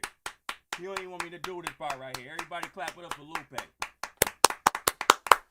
What's good, Lupe? How you feeling? I'm cool, man. I appreciate you. It's a little echo. Maybe let me hear you again. Yo, check 1 2. I see it's a little echoey. We're gonna make it work though, Lupe. It's probably on my end. Don't even worry about it. I think it's no. That sounds like. Well, Lupe's on his phone. It's probably a mixture of he's on his phone and he's probably in like a very. I think he's in a cramped room with like no sound treatment, so it's probably some like phase shit going on. I don't hear like an echo. It's a little like a reverb type of shit, you know. Yeah. Something to use to. So what did you have to say? Do you want me to start off or you want to start off, Lupe? I mean, you got the smoke. Okay, you said smoke. Okay, you said my name and your mouth have a one-sided relationship. What did you mean by that? Now I feel like there's lore behind this. That is quite a way to start this off. You the one with smoke. Ooh. I mean, you always got my name in your mouth. What's always? Every time I come on YouTube, right? Your show pops up because you're in my algorithm, I guess, right? And whenever my name is in your mouth, it's always like sexy smoke. So I'm like, what's the problem? Oh, my problem is I didn't really have a problem with you per se. What I was bringing out was you had because this ain't the first time. Like this ain't the first jump, right? What you did with you have like a habit of doing this. So I just want to. I normally get people face to face, with whoever it be, right? People get my phone number. They want to do it like this. They want email. So anybody that ever says my name and they have a certain amount of kind of clout or reputation like you, so it's like if we got smoke. I mean, you got 40,000 followers, right? Okay, Lupe, you right. I am lit. You right. My bad. Right. So, I mean, you're not like nobody. Yeah. You know. So I give people the opportunity to smoke. So smoke. Okay. My thing is when you said that comment, you said I'm having a one-sided relationship. Is that the same one-sided relationship that you had with Kendrick name in your mouth? We're not talking about him. He's not here. But no. No. Because you said I have. You said hold on. Wait, Lupe. You said I have. You said Kendrick's not here. You said God's not here. Where you come from then? Where you come Kendrick's from? not here. I mean, he's not on his live. He wasn't here for you He's not either. here. He wasn't here He's for you not either. here. You was talking about him. He's You wasn't not here. here. Hold on. You was talking. I mean, if I recall correctly, that is where it starts. If I remember correctly, this has all been starting because Lupe been going around saying Kendrick ain't all that.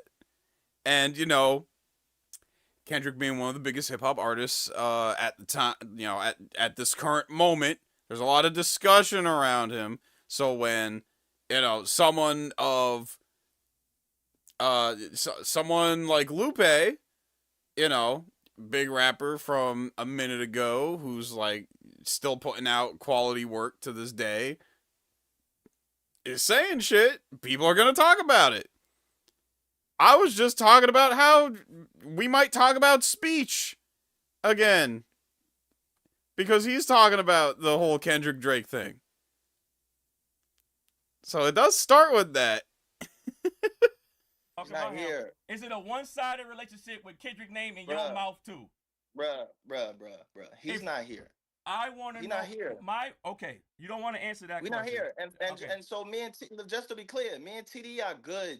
The whole squad is good. That's TD. We all good. We all good. There's no problem. There's no problem. Okay, I don't have a problem. No, we don't have a problem. So he's not here. If you are saying the same thing, so you saying that you and Kendrick is here. I'll let you finish. We're talking about you and me. You saying What's Kendrick? The problem? You saying Kendrick Lamar don't have a What's problem the with problem? you, right? You're not Kendrick Lamar. What's the problem? Why is his name in your mouth? I can't do the same for you. That's what I want to know. I ain't mentioned Dot at all. What are you talking about? Him first. 10 years? I ain't even said nothing. You've been saying it for, you've been talking about Dot for 10 years. Relax. 10 years? Damn, I knew he'd been, like, saying Kendrick ain't all that for a minute, but I didn't know it was fucking 10 years. 10 years! Quality reacts. God damn. Relax. We're here. I mentioned Lupe. Kendrick nowhere. Lupe, He's not in the comments. my problem not with nowhere. you was I'm talking to you. Okay, I'm gonna tell you my problem. You're not Kendrick Lamar. I'm gonna tell. And, You're not signed to TDE. You're not on PG Lang. I know what the problem is. Lupe don't let him talk. Lupe does not let him finish a question, a sentence, a word. You're a fan. What's the problem? Lupe, I'm closer to you than you are to Kendrick. Now what's the problem about that? So I'm closer to you. I'm closer to you. Right, no, it's not. Great. No, it's not. Oh no, the schizo mail was from Young Chop. The different artists. Different artists. Might have been I might have presented that in a confusing way. My fault. Cousin? No, it's not. Are you his cousin? Are you signed to TDE? Are you on PG Lang? No, I'm telling you. Are you a bounty hunter? Like, what are we talking about? Are you a bounty hunter? Oh, this is gonna be fun. This is gonna be a fun interview to react to. Are you a bounty hunter?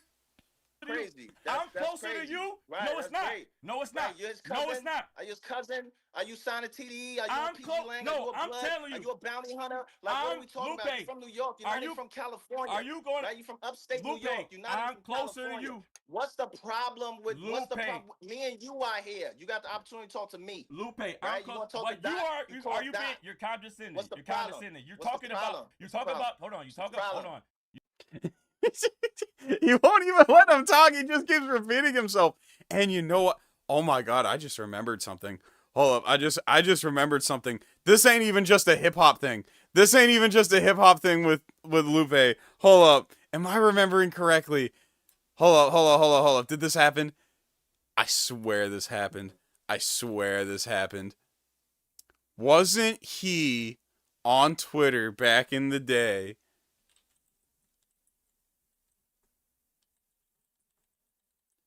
Street Fighter Twitter.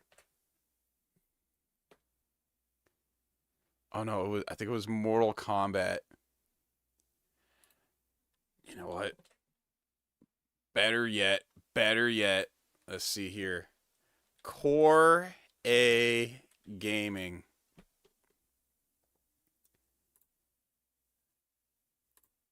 Core A Gaming is a fighting game centric YouTube channel, and there's a segment in like one of his early videos, early videos from way back, where he mentions a back and forth on Twitter between Lupe Fiasco and Sonic Fox. Yeah, the furry Mortal Kombat player. Because Lupe said something along the lines of Mortal Kombat is for people who are too stupid to know how to play Street Fighter. Something like that. It was something like they got into it on Twitter. This was what fucking video was it? It was from a long ass time ago.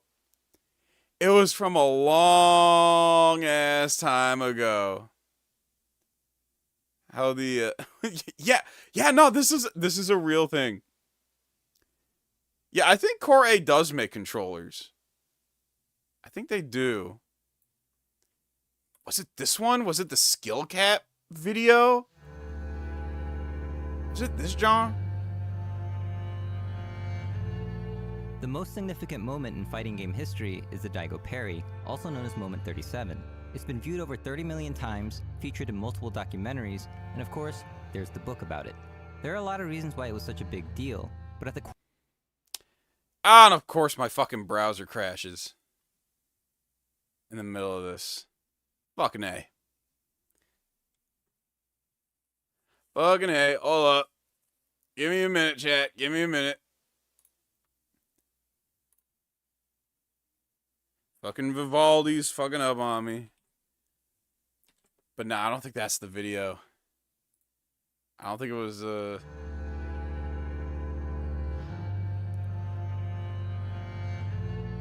The most significant moment in fighting game history is the Daigo parry. Daigo also known as parry, moment 37. There's nothing new about broadening the appeal of a game, but now it's gotten to the point where highly respected pro players are literally calling the developers of the game retarded. The guy who created the boxer, or the concept of the boxer, is retarded. That's what he said. So he can totally understand that, you know, their intention, Capcom's intention, but he cannot like accept their way. For him, like, it's like elementary school students creating the patch. What's going on here? Gerald, what's happening? What's going on? To get to the root of the issue, let's start with the party game. Okay, that might not be it. That might not be it. Oldest. I swear this happened. It was mentioned on a Core A gaming video from back in the day. Lupe Fiasco was talking mad shit on Mortal Kombat and talking about how Street Fighter is way better. and he got into it with like Sonic Fox, who's like the best Mortal Kombat player in the world. Is it the fighting game wars? I gotta find this. I gotta find this too. Not long ago, Lupe Fiasco tweeted that Mortal Kombat is for people who can't play Street Fighter. Unsurprisingly, a flame war ensued and ended with Fiasco deleting his tweets. Yep,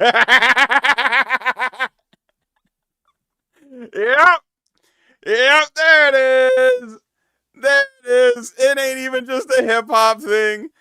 Lupe just be doing this on the regular.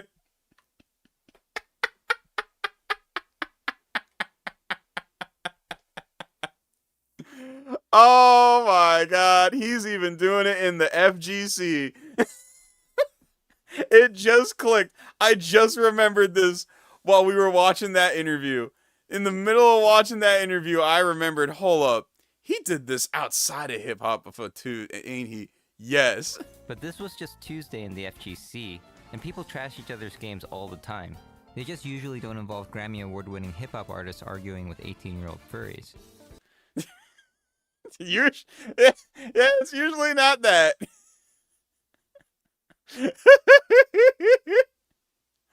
Let's see here. Is the article he showed there in the description? Shit. No, but that's something we can look into at some point. Oh man. I mean, I will say I prefer classic Mortal Kombat over classic Street Fighter. I will say that. I like the aesthetics more. I like the gameplay style more. I like the story more. I just felt like MK. Now, nowadays, I don't know how to feel because I could never get into the NetherRealm games. I just have a hard time with it for some reason. I don't know what it is. Oh, Mortal Kombat lore is way better than Street Fighter lore. Last thing I heard about Street Fighter lore was they had to something involving Alex from Third Strike. They had to something about the patch notes saying remove incest. something about them having to remove incest lore. Alex incest lore from the in the patch notes or something. Some wild shit. Huh? Yeah, Metal Beast. The fucking yeah, I'm specifically talking about there was a huge controversy with Capcom recently because Alex, the main character of like Street Fighter 3 Third Strike in Street Fighter 6, like they made up some fucking storyline about him like wanting to marry his sister or some shit. I don't even remember. It was really weird shit. It was really weird shit. I distinctly remember Brains not being too happy that morning. Cause he's a Alex main. And he was just like, man, fuck Capcom.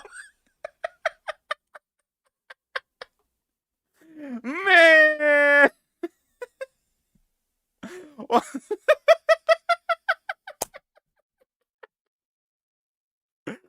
Oh, it was his cousin? Oh, well, yeah, the story mode implies he marries and knocked up his cousin. Yeah. Yeah, some wild shit. And they had to, patch it. They had to fucking, Capcom had to get rid of that shit because people were so upset. All I'm gonna say is I never heard of Mortal Kombat pulling shit like that. I have never heard of Mortal Kombat pulling any shit like that.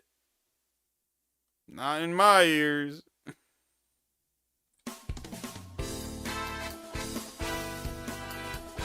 Not long ago, Lupe Fiasco tweeted that Mortal Kombat is for people who can't play Street Fighter. Unsurprisingly, a flame war ensued and ended with Fiasco deleting his tweets. But this was just Tuesday in the FGC, and people trash each other's games all the time. They just usually don't involve Grammy Award-winning hip-hop artists arguing with 18-year-old furries. All this makes you wonder, why can't we all just get along? I mean, we're talking about video games, not politics, and more games are better for everyone, right? It's only a game. Why you have to be mad? I love this clip so much. So there we go. I'm telling you. Are you a bounty hunter? Like, what are we talking about? You're from New York. You're not from California. Are you going? Right? You're from upstate New York. You're not. It was just Tuesday in the FGC, and it was just Tuesday for Lupe.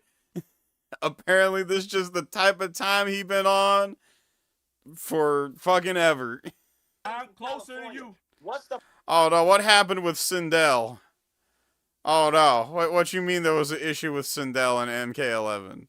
What you mean? What happened? What happened to Sindel? Oh no!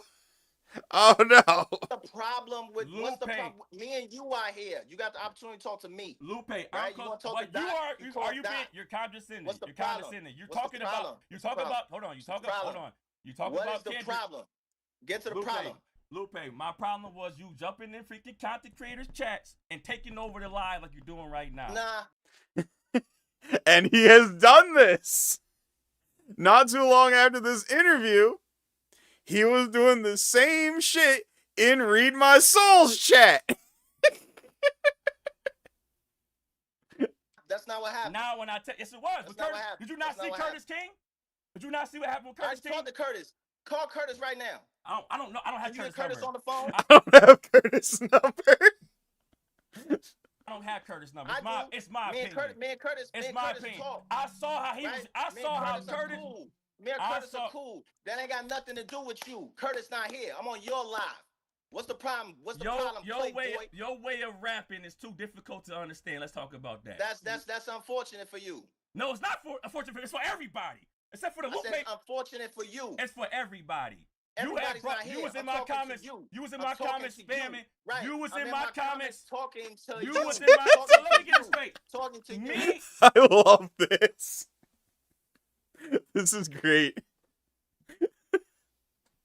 I'm on Koala's side here. I'm on Koala's side.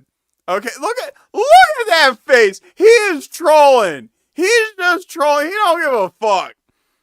He's just trolling. That is the face of someone who do not give a shit. He is just trolling. He is not taking none of this shit serious.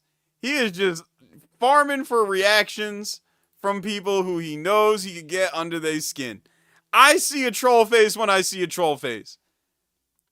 I've been doing this shit for a minute. I know a troll face when I see one. You talked about. What's your problem? Your problem is you can't understand my raps. That's your problem. Lupe, Are you ready? Or are you gonna keep going? What's your problem? Answer that question. I'm telling you that you be All out here raps with are your. too complicated for you. Not for me, for everybody. It's all documented. Everybody. It's Everyone. documented. You said that. Everyone. Why, Lupe? Why do you have Everyone. to have? How many is why everyone? Do you? The 20 million. Are you talking about? You said the 20 million sold records, right, Lupe? You said everyone. You Give said me a 20 number. million. Give me a number. How many out of the 20 million? The other freaking 100 million, probably. The other 100 million. Oh, that I didn't sell. So now Yeah. we talking about shit I didn't do? No, That's I'm talking about crazy 20 work. million. Like I said, I'm closer to you than you are to Kendrick. Listen, 20 million. Are right? you? Yes, I Are am. you? Yes, I am. Fact, How? 100%. Well, all right. How? Well, you have 20 million records, right? I have 0. That means you are 20 million away from me. But if you compare yourself to Kendrick's record sold, you are But we're not talking about farther. Kendrick. I'm telling you. You said how? I just asked you how. I just told you how. How you gonna have? I told you back how. Up, back up. You rap, right? Here's my theory. I know. You want to hear my theory? Go ahead. Go do your theory. You want to hear my theory? Yeah, go ahead. Do your theory. Whenever I'm online, and whenever like little things like this pop up, people do their little videos. They do their little live streams. What little? Right. Okay, go ahead. Little live streams. Okay, my bad. Little live. Your shit did 3.6. So it's little now. So I got That's little. That's little compared. That's compared to these other niggas, right? So you compare. So you can compare, right? Hold on. Are you comparing? Are you comparing? Stop. Are you comparing numbers? No, wait. Are you comparing? Let me give you my now theory. are you comparing? I have your numbers. Relax. Calm down. You said you want to hear my theory or not, nigga? Are you comparing? So are you comparing? Can I compare? So no, can I I'm compare? talking about you. No, you just compared me to other numbers. Can I compare? I gotta see what what is the chat like in this? I gotta see what the chat's like in this. We can take it. That's gonna fall apart. It's gonna be bad for you. Go ahead. So go ahead. My theory is, whenever these things get made, right, and for whatever you want to have your opinion, I have no problems with opinions, right? We want to have. You make Disney XD music. That is ouch. Ouch. Barbershop conversations about who's better than who's worse than who did that. That's fine, right? I like to have those conversations too. I have my opinions. I have my points of view. Yeah. My theory is though, whenever I start to look behind the scenes of the dudes that are doing all of this talking, and I'm talking about negatively. Like it's one thing to feel away about how I feel about a certain thing. It's nothing to call a nigga out. Right, to get all sexy and jazzy with your voice and shit, right? To talk crazy, right? It's one thing to do that. Let me finish. Okay. It's one thing to do that to talk crazy, right? And niggas be talking crazy. Let me finish. Niggas got jokes.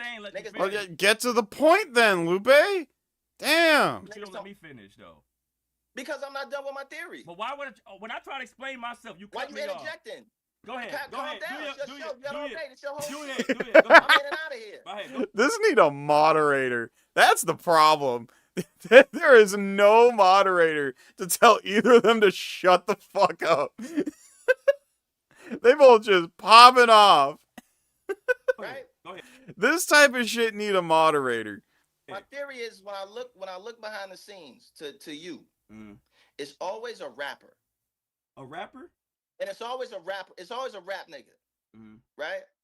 And I look and I see what they do. I find their work, right? I look at what they do, and it's just this weird thing that I just happened to come upon recently. And I was like, damn, all these niggas is rappers. You're a rapper, okay? Before, yes. So for the rest of this conversation, I want to keep it there that you're a rapper. Okay. And that's gonna be the context and the frame. Why would you control for the rest of this conversation? Why would you control this convo like you wrestling over here? I'm trying to understand that. All right, you make your who got more authority?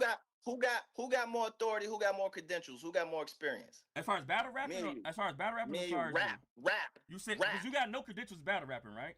Rap. Yes, where's I do. Where they at? Yes, I do. Where they at? Yes, I do. Do I have more yes, views? You said you brought up my views. Bring up the views. Talk about the views. Talk about the views you have put in my comments. No, we'll get to that later. Okay, but are you a rapper? Are you a rapper? I was a rapper before, yes. Do you currently rap? No, I don't. When last time you rapped? As far as like what you mean, like battle rapping or just rapping? Rap. Period. I don't care about against a nigga rap and I did a rap short like probably like 2 weeks ago. 2 weeks ago, right? Yeah. When last time you rapped professionally? I could say about 35. I probably stopped battle rapping like I want to say 5-6 years ago. Okay, so you ain't professionally rapped in 5 years. Yeah, or 6 How years. long have you been rapping? How long were you rapping up to 5 years ago? I started rapping battle rap wise 23 to like 30, so 7 years battle rap. Okay, so 7 years. Did you rap before that? No. Okay. So you in like the 2015s, 2012s, you in there, right? I was in Okay. yeah, just go All around right. that era, yeah. Right. I've been professionally rapping since I was 17 years old. This is talking about experience. I've been professionally rapping with a record deal since I was 17 years old. I'm 44 and nothing's changed. Right? I've been professionally rapping for 30 plus years. It has Professionally. changed. I'm not talking about quality. I'm not talking about none of that. I'm talking about professionally. Quality. Right? Like in the industry, but we just read a document about how well that turned out. But okay. Been in the music business. Quality. Been in the music business. Did you like first? Quality. Do you like that name first? You ain't hear my bar about qualities. What'd you say? Right? What'd you say? Like Australian airport souvenir shops. You say qualities, like teas. Yeah.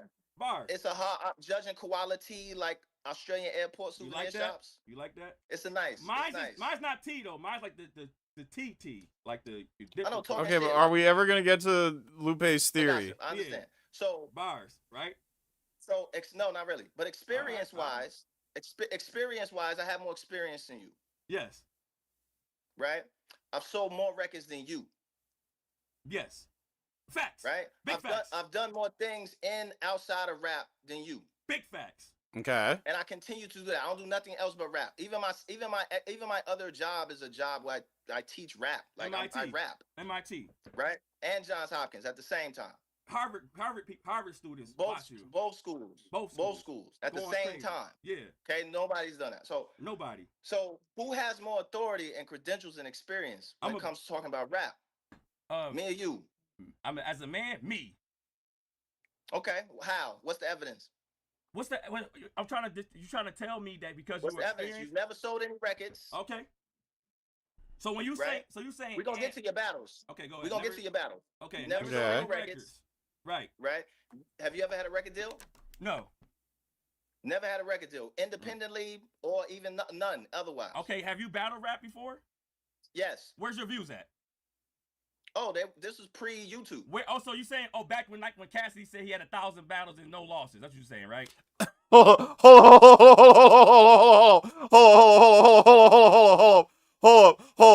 up. That's the thing Cassidy said? No.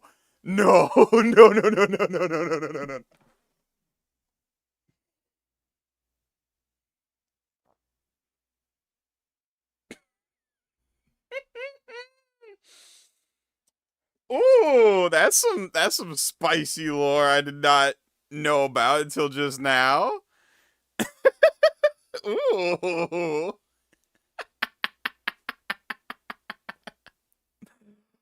Oh shit. Okay. I'm gonna have to look into that later. That's interesting. I did not know that was a Bruh, that's some straight up.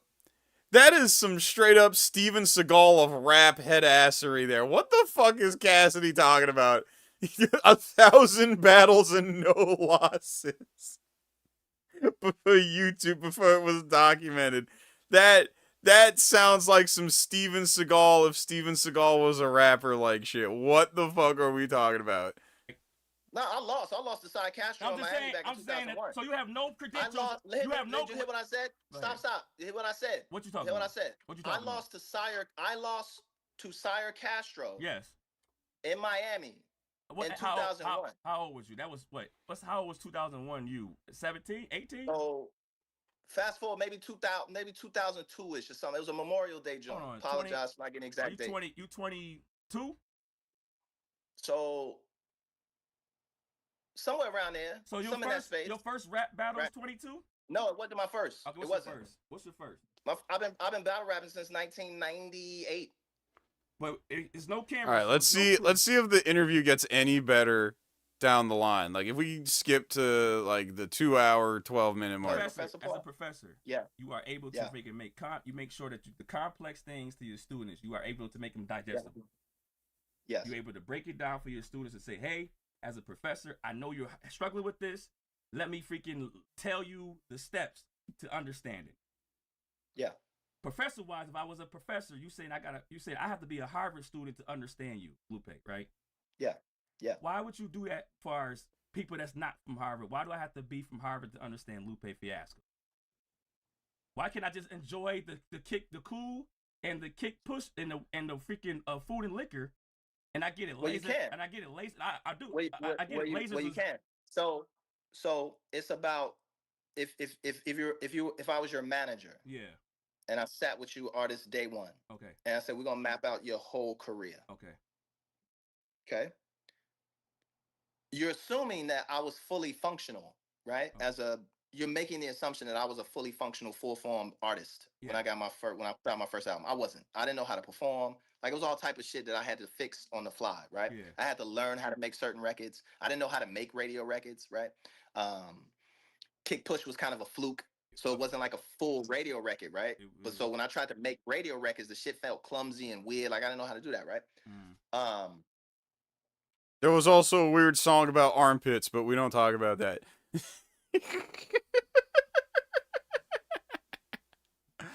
Okay. I'm going to take a little break.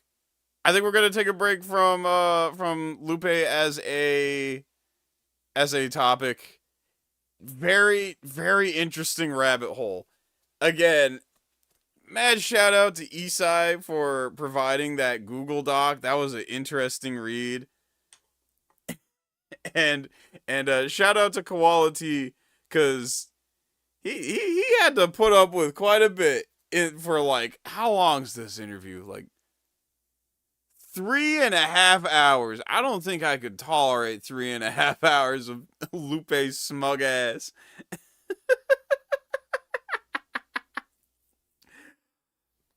Oh, Other Baron, you weren't there for that? Yeah. One of the real early Lupe Johns was like, he was in a group called The Pack, I believe, and they got a song called Armpits.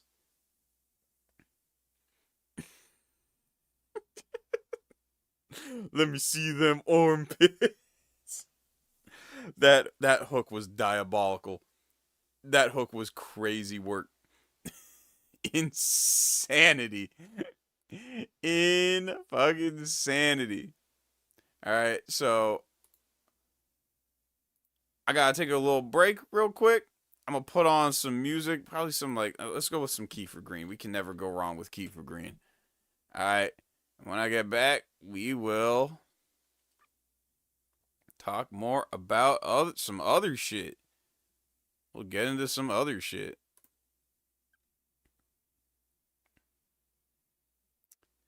Let's see here. What's a good one? Yeah, let's go with this. Alright. BRB chat. This life is a major, special occasions. We smoke niggas like packs. We roll niggas like, we cook niggas like crack, giving it back. So many times, right around down for the guys. Be ready to ride, dog, whenever it's time. However we gotta play it, we can't be in the blind. It's gonna seem complicated to you if you not one of mine. Plans ain't round two-tone, already know what I'm on. Shorty look just like clone, 3 bitch laying on wrong. 10 till the drag to the floor, 10 till the drag on the home. Nice ain't getting no sleep, got the money machine on the floor. The money machine, big stripping on the pole. Young bitch stand on the stove. Came through coach, came back G4.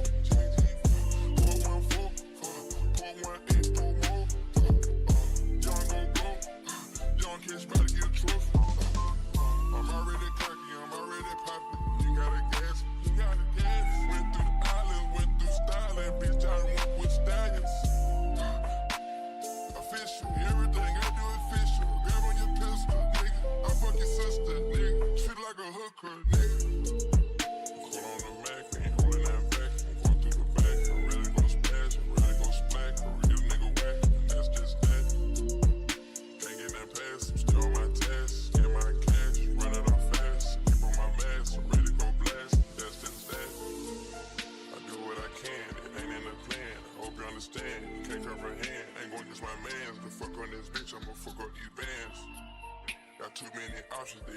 the man, my team, we expand. You against the game, you read what I'm saying, it's out of my hands. Plans ain't real two-tone, I already know what I'm on. Short a little jazz like clone, 3 bitches laying around wrong. 10 till the drag to the floor, 10 till the drag on the home. Nice ain't getting no sleep, got the money with the shit on the floor. Big bitch tripping on the pole, y'all been standing on the pole. Came through a coach, came back Gen G4.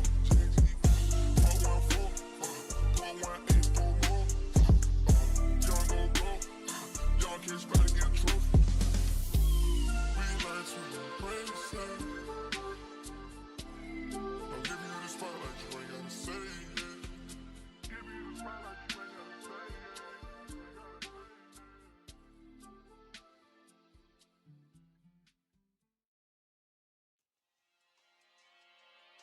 Let's go. Surrounded by some real niggas. It's up. Hey. I said I need it. This Draco undefeated. So I'm blocking, then I'm bleeding. Go long. These bullets see receive it. I can't see it. My wrist look like the snow cone make her eat it. Once I see her, I give her that dope just like it feed it. Then I leave her. I can't get taught up. I can't be on cheaters. Tell them people. You know what it is. Go put that dope up for their preachers. Before they preachers, I'ma get out this bitch. I'm striking. I'm calling my heater. Whole lot of money and still it can count me forever. I'm living my life like a Peter. Dope boy. I'm straight out the knob. I came up selling hard. I'm straight from the knob, I went bought me a gun. I dropped out the poacher and bought me a gun. Bought in the jet cause my dog got a war. But don't give a fuck when the stick will be gone. Moved up out that molly, I cover my guns. They got an eel on my aim, my boy. Shooting that Glock, give me pain in my gun. We shoot a 50 round drum, honey bun. I want 2,000, I want over they gun. I know how to handle it, put some damage. These niggas can't run, we gon' kill everyone. You know where I'm from, give a fuck how you come. Got a stick in the car and it sound like a bomb. I came in the big with a meal with the gas. Like Bandicoot, we bout to crash. No remorse, I put out to your dad. Off the porch, bought a push and I drag. Out the bill and them young niggas slide. Put a bid in, now you do the math. If we sick on my son, I won't hide. Police rain, we give him a bath. I said I need it.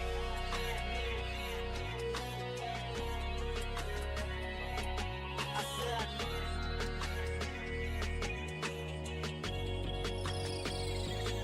I said I need it. Alright, we back. Let me let this ride for a bit.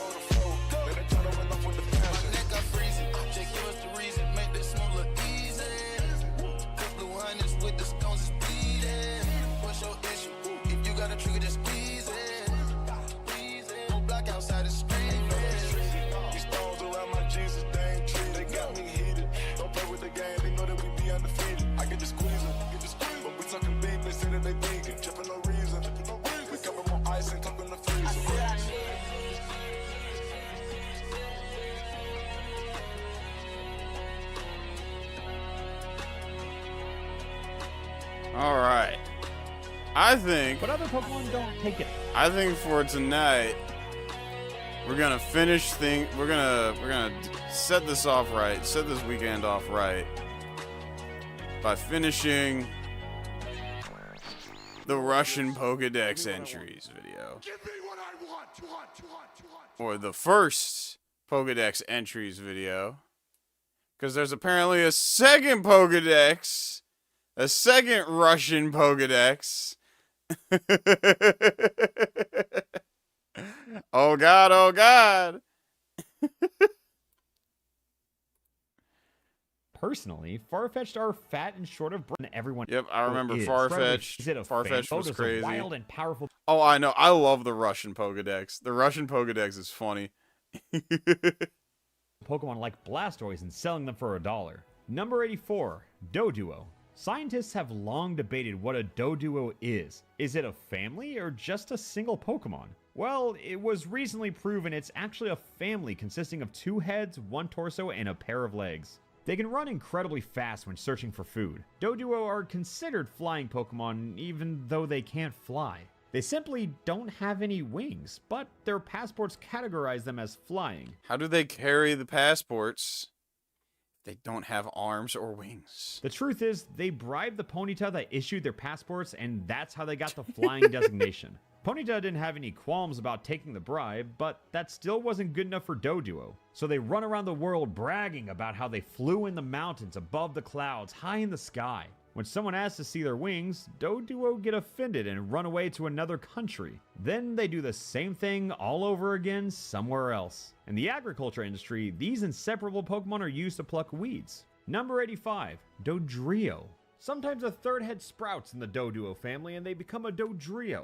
They can run incredibly fast and win every race they enter, but it's difficult for Dodrio to feed themselves since they have 3 mouths but only 2 legs. When they find a worm, they argue for a long time who should get it. But it's actually pretty pointless since they all share the same stomach and the worm ends up there regardless. Perhaps it's a matter of who gets to taste it? Dodrio make excellent mailmen, messengers, and advertising peddlers.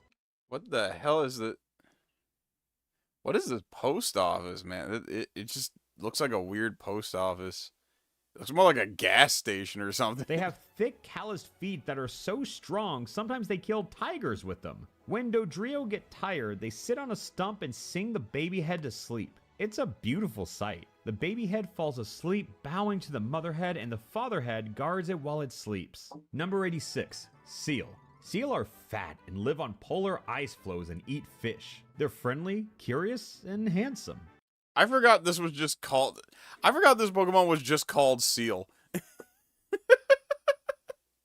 That's not even a weird Russian Pokedex thing, I don't think. I think that's just the actual Pokemon. It's just a seal. It is just a seal. It's difficult for them to move on land, but they're skilled in water thanks to their flippers and tails. They can jump out of the water 3 meters high like a dolphin. Some seal move to the city and learn how to read and talk, then usually find jobs in the radio business because of their rich velvet...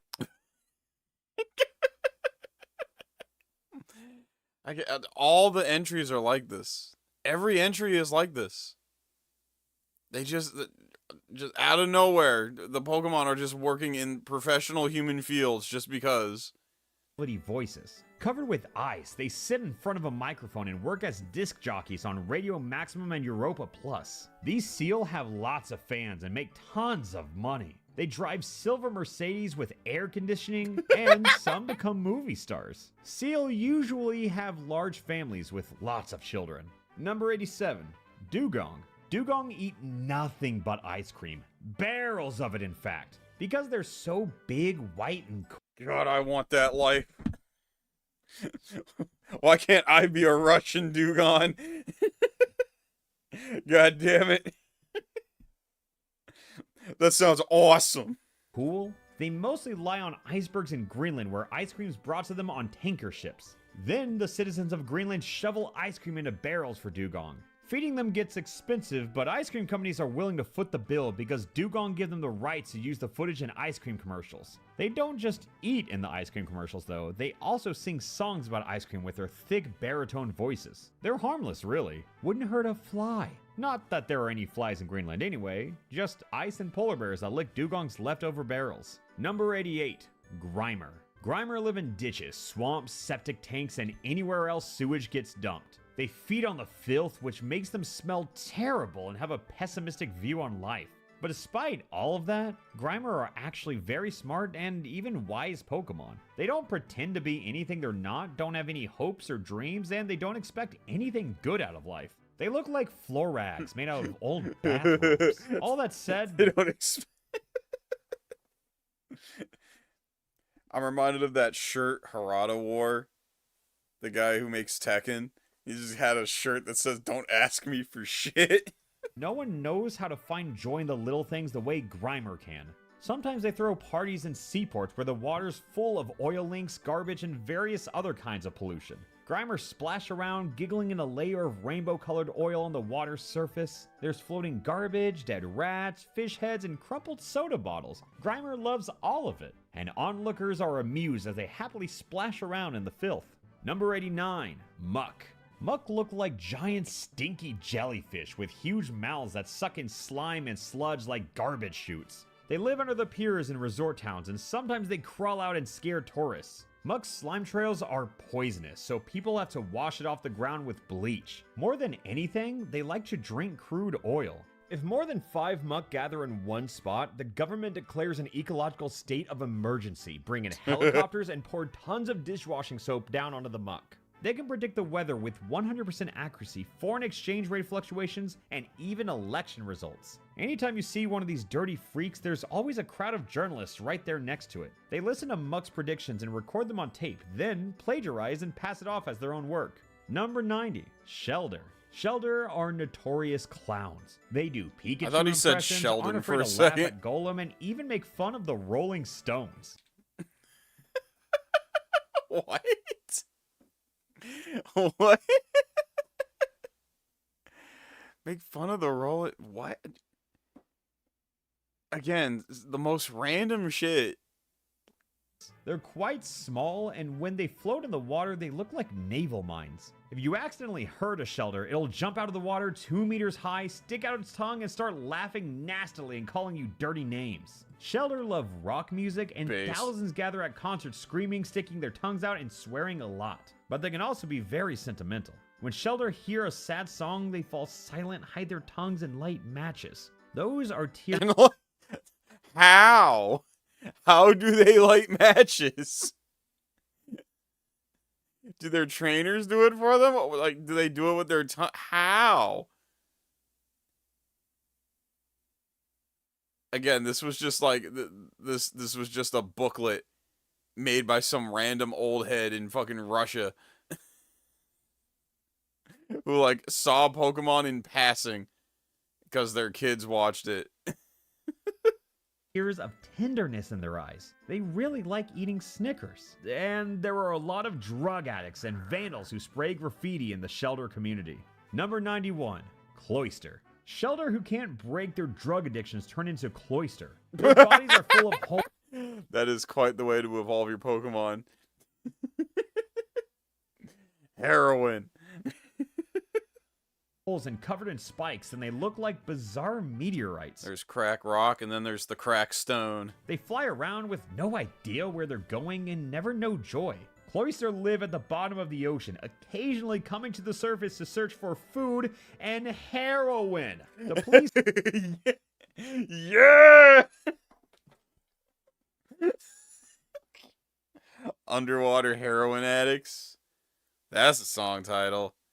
That might have to go on the list. Chat, I'm sad. I lost the little booklet where I had the list of song titles. I have been looking for it for the past week. It has not turned up yet.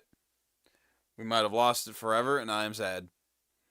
Police round them up and force them to get jobs or educations. One Cloyster learned how to open bottles so skillfully with its spikes it got hired as a bartender. More often, they become road workers, parking lot attendants, or construction workers. But usually, they just sink back to the bottom of the ocean. Cloyster are actually pretty smart and fun to talk to. Despite their hardships, they're quite optimistic and believe in their own inner beauty. Number 92, Ghastly. These rare Pokemon are ghosts that roam Europe, Asia, Africa, and America.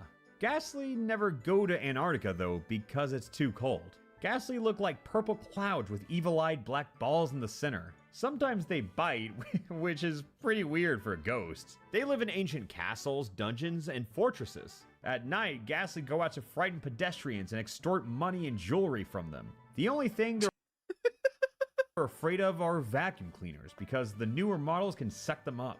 But it's futile to try to shoot them with guns or beat them with clubs. If you tame a Ghastly, you can go for walks together in the evenings and visit your friends. Number models can suck Rewind them that. up, but it's futile to Run that try to back. shoot them with guns or beat them with clubs. If you tame a Ghastly, you can go for walks together in the evenings and visit your friends. That is becoming an emoji. That is too wholesome for me to not love. I've never seen this before. Look at him on the swing. Look at him go. Number 93, Haunter. Ghastly turned into Haunter when there's a full moon on a warm August night. The purple cloud shrinks and turns into a round head with paws and ears, which is somehow able to fly. Haunter are soft like cotton, only their teeth are sharp. They hate large crowds of people. Soccer fans, protesters, disco heads, etc. Haunter drop down on them from above and bite. Their victims fall asleep, but unlike Zubat, Haunter don't drink their blood. Instead, they pull out their souls. But only if they have one, of course. Haunter... Your soul is mine.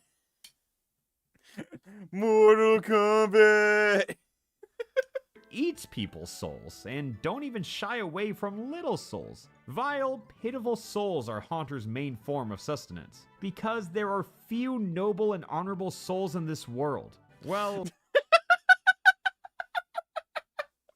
God damn, who made you the judge? Dickhead?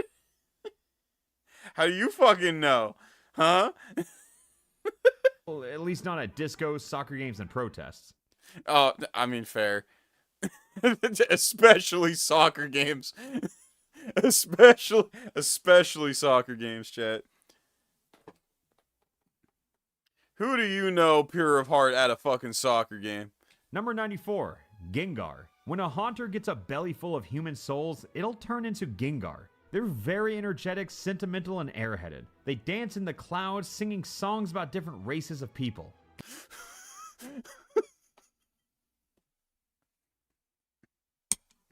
They do what?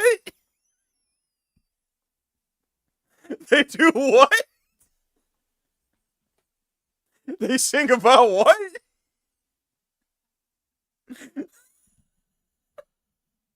That has to be a mistranslation. Ain't no way. Ain't no way. That has to be a mistranslation. That has to be someone got something wrong while changing the text from Russian to English. Ain't no fucking way. Ain't no fucking way.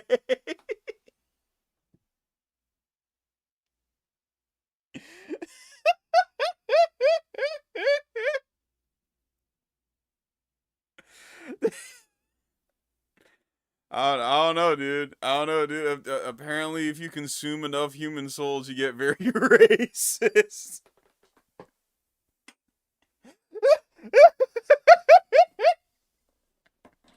Run that the fuck back. Haunter gets a belly full of human souls, it'll turn into Gengar. They're very energetic, sentimental, and airheaded. They dance in the clouds, singing songs about different races of people. Gengar's favorite are the Neapolitans. That's people from Naples, Italy, by the way.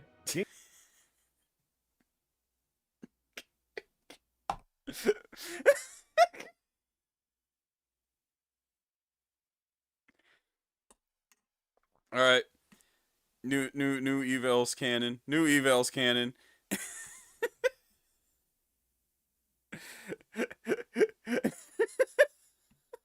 Or a Gengar, what race?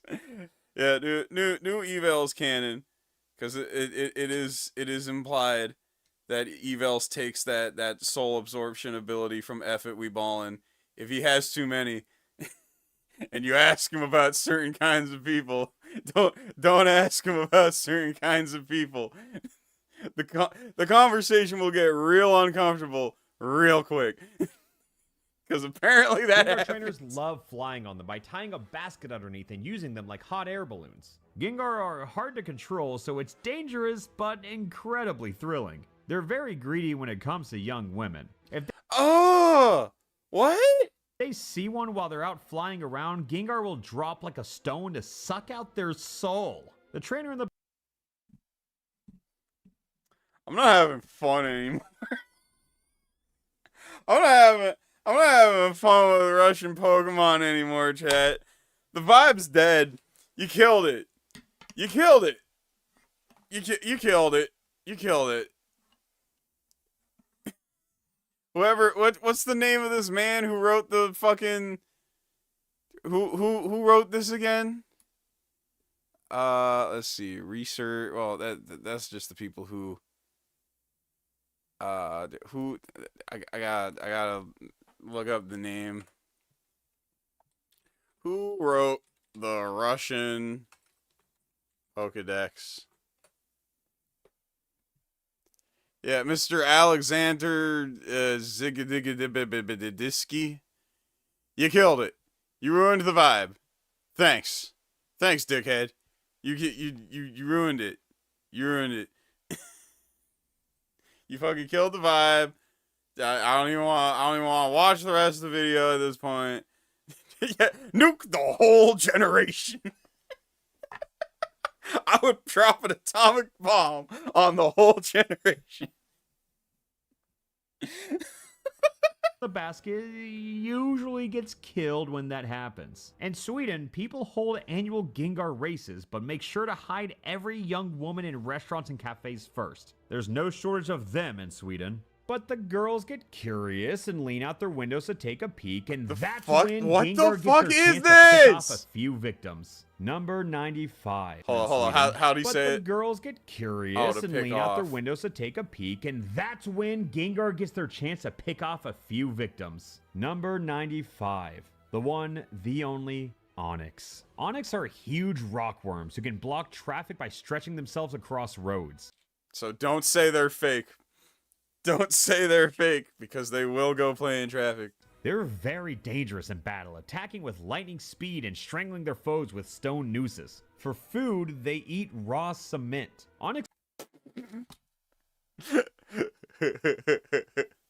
Are rocks edible, chat? Are rocks edible?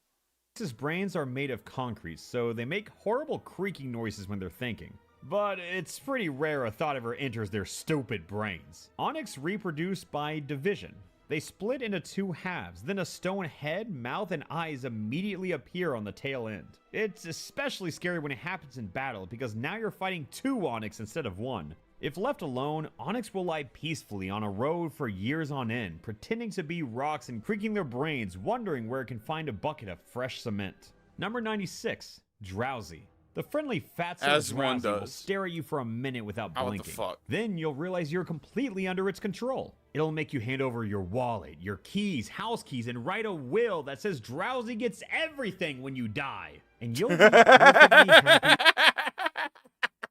Most devious look I think I've ever heard. To do so. Drowsy have lots of admirers who want to learn their methods. They live in huts on the beach and eat shellfish, and Drowsy drive around in their cars and eat black caviar at their expense. That's the power of Drowsy's gaze. So if you ever run into one, you need to kick it right in its fat belly and walk away with a proud air about you. Drowsy won't be offended, quite the contrary actually. They'll respect you for it. They make for good friends and loyal Pokemon. Number 97, Hypno. Drowsy change drastically after they turn into Hypno. They sleep for weeks in the mountains, lying in sleeping bags and catching humans' dreams. Every night, people produce millions of dreams, and Hypno eats so many that they will gain a lot of weight. When a Hypno finally wakes I don't like how he said that. up and descends from the mountains, you should avoid it. Otherwise, it'll torture you with nonsensical stories. Those are the dreams leaking out of its mouth. The most talented Hypno become authors, but the ones who can't write just sit in bars and chat with people over coffee or beer. People are happy to pay for Hypno's drinks because their stories are so fun to listen to. Number 98, Krabby. Krabby are just ordinary crabs that, for some unknown reason, wanted to become Pokemon. It seems that even crabs want to feel special. Krabby live in streams, small rivers, and channels. They eagerly read every scrap of newspaper that floats by, so they're very knowledgeable. He saw with the two. You didn't hear that Lupe track. It's worse. Wait, which Lupe track? I listens to airplanes. I listens to armpits. Armpits might be the most diabolical thing I've ever... Oh! The song Pussy! Nah, I would... Okay. I might do that at the tail end of the stream. We might do that at the tail... Story of a snake. No, I didn't. Okay, maybe at the tail end of the stream as we're signing out and shit, I'll play it because that's fair. Yo, what's up, Wooloo? Oh, got caught up in D&D. I mean, fair. D&D sessions can go for a minute. Don't remember any of these Pokemon. Well, yeah, these are like the more obscure Gen 1 Pokemon. Knowledgeable. Krabby used what they learned to become Pokemon, which made the rest of the crabs jealous. Krabby are philosophers and deep thinkers. They only crawl sideways because of their philosophy. They believe it's impossible to go forward and there's no use going back. Going sideways reveals new perspectives on what they already have. That's deep, bruh. That's deep. That's like Hobson level deep, man. That's like Lupe on lasers level deep, man. Despite their philosophical depth, Krabbies still get canned along with all the normal crabs. People don't care. The ranting will be glorious. Okay. After Krabby. If they're deep thinkers. But even this harsh reality makes sense in Krabby's philosophy. Number 99. Okay. You got me curious now. You got me curious.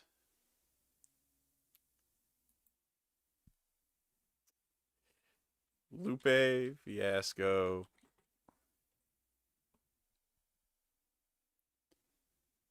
Hearing Billy Blue. Actually, let's see if we can get the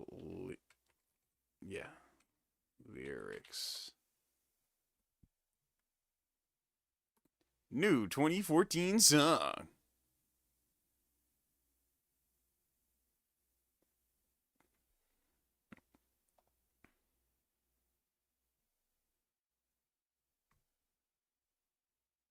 If it ever comes on.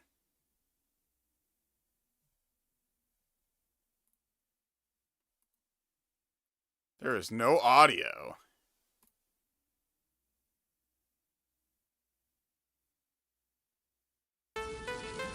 What? Huh? What say? Pussy! I say. Lord have mercy, Lagos waiting on the nigga at the end when the time come. Get the drop on the weak spot like it's too much water in the teapot, huh? Lord have mercy, Lagos on the poor nigga. They adore the event of war, down force on the doors of adored niggas. Does the Lord like to think award winners and award winners of rewards in the order or? The beat's really weird. The teapot bar was like, it was a bit weak at first, but it grew on me the more he played with the pour concept. It's not terrible so far, but it's definitely a weird song. And this ain't the pure chemist, so the form and this can be raw, and it's like the porn business. King to king till the porn hit us. If it goes, 500,000 souls, so the souls gon' go. In the end, will it go to the porn business? You ain't doing nothing with it, let a nigga get it for the low. Lame tried to form it, brains couldn't storm it like a in the Philippines, eating chicken wings, mother with a vatos, fiascos, bocos, locos, like a cholo, gadget, go, ratchet, ho, Santa, ho. Oh, now. Look, just because they mentioned Santa in a rap song don't mean I'm gonna instantly crash out, but I will say that flow is fucking annoying. That is a very annoying flow, and to add the fucking ho on it is it's cringe. It's cringe.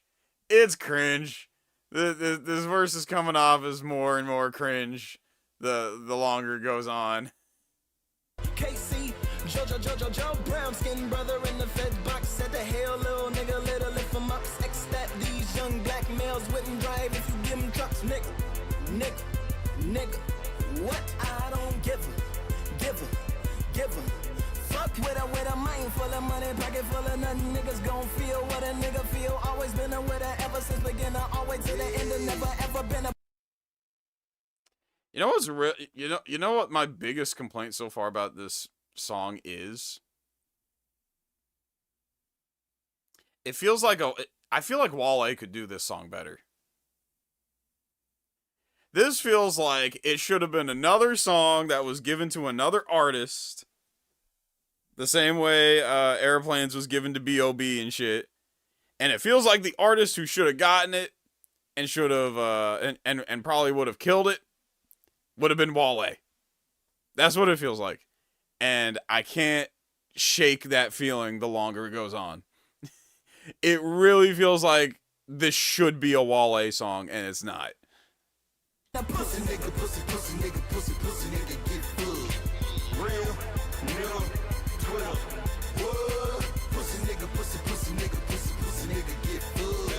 Real, nigga, Twitter. What? Pussy nigga, pussy, pussy nigga, pussy, pussy nigga, get full. Real, nigga, Twitter. What? Pussy nigga, pussy, pussy nigga, pussy, pussy nigga, get full.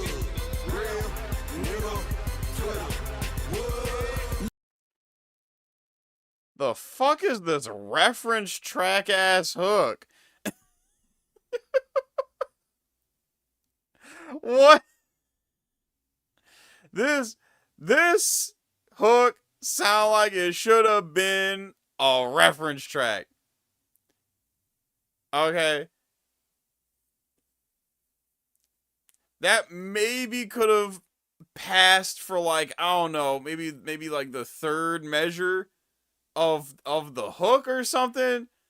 But you can't just repeat that 4 times and expect me to stay engaged with the song. Nah, that hook sucks. That sucked.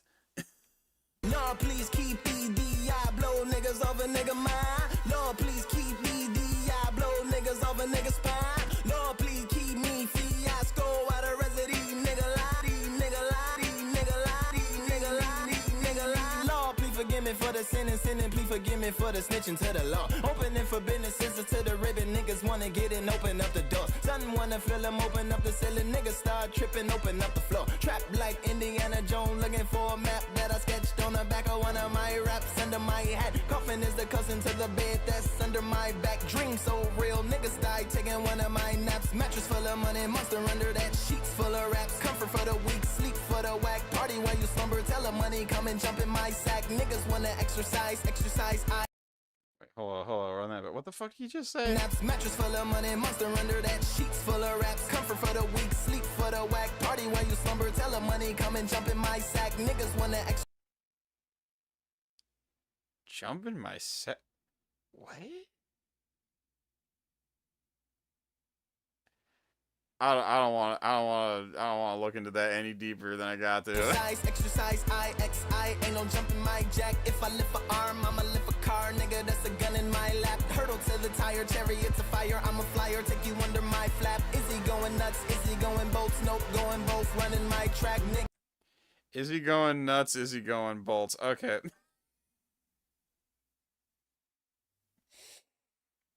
I'm on the fence about that one.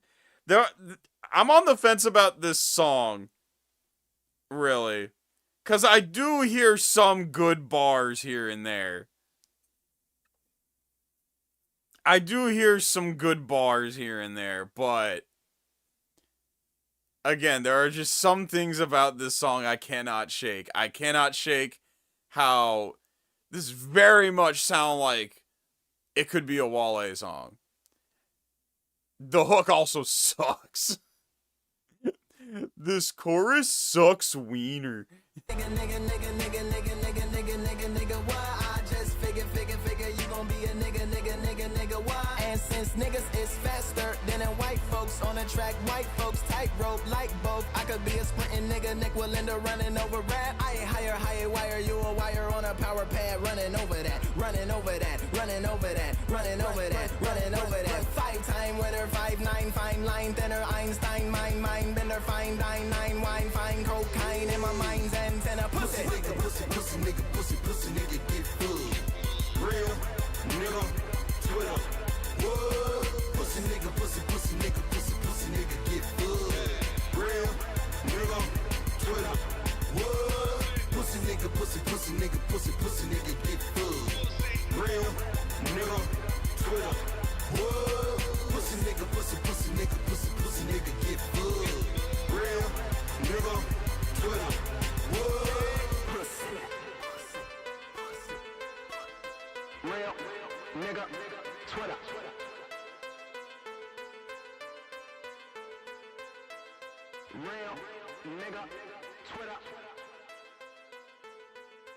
It's a strange song for sure.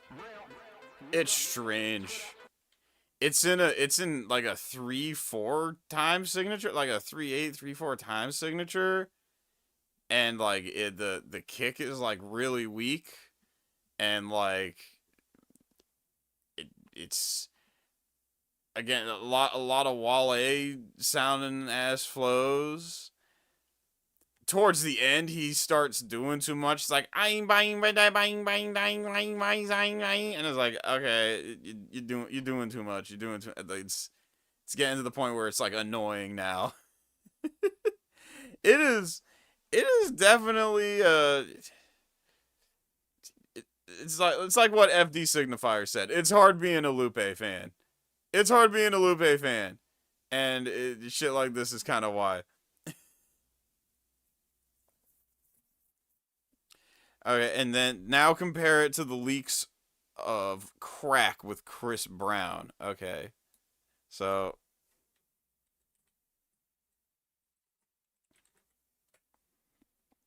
and what is this gonna be like the best Lupe song I've ever heard?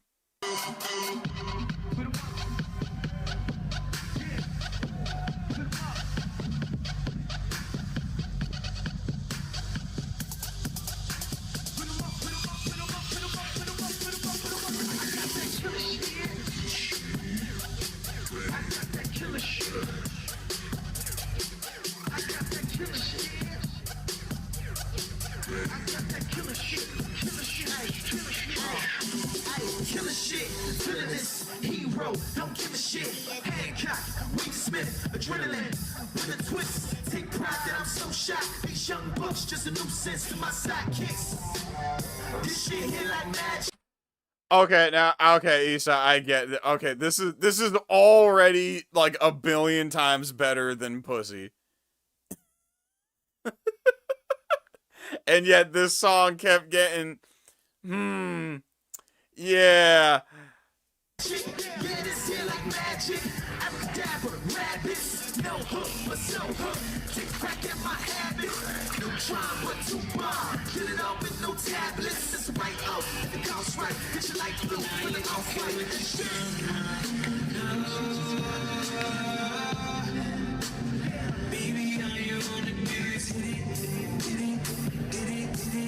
Oh my god, he effectively had like Wild for the Night but with more mainstream appeal. He basically had his own Wild for the Night but with a Chris Brown hook. He had his own Wild for the Night but with a Chris Brown, but with mainstream appeal and a Chris Brown hook. Okay. Esai, I fucking get it. I fucking get it. I totally fucking get it. And you know what? Valid crash out. Valid Google Doc. Valid. Valid, valid, valid. I get it. It like clicked.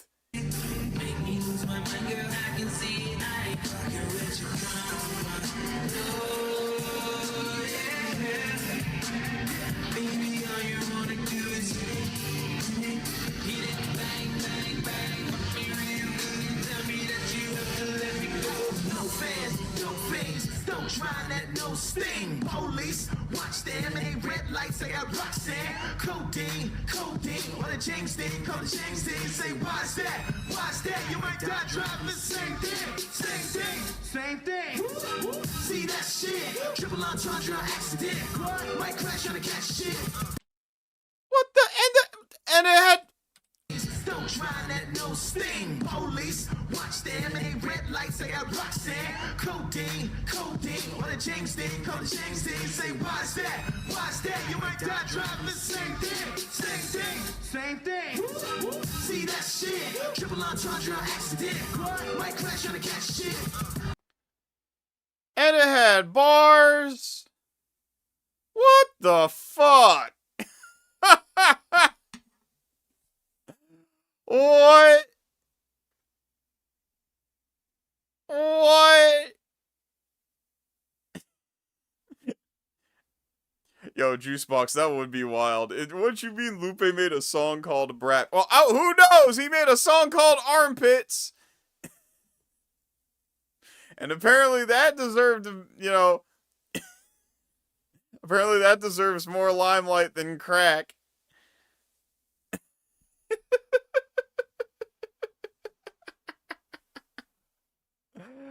Oh my god, and it'll never see the light of day, apparently.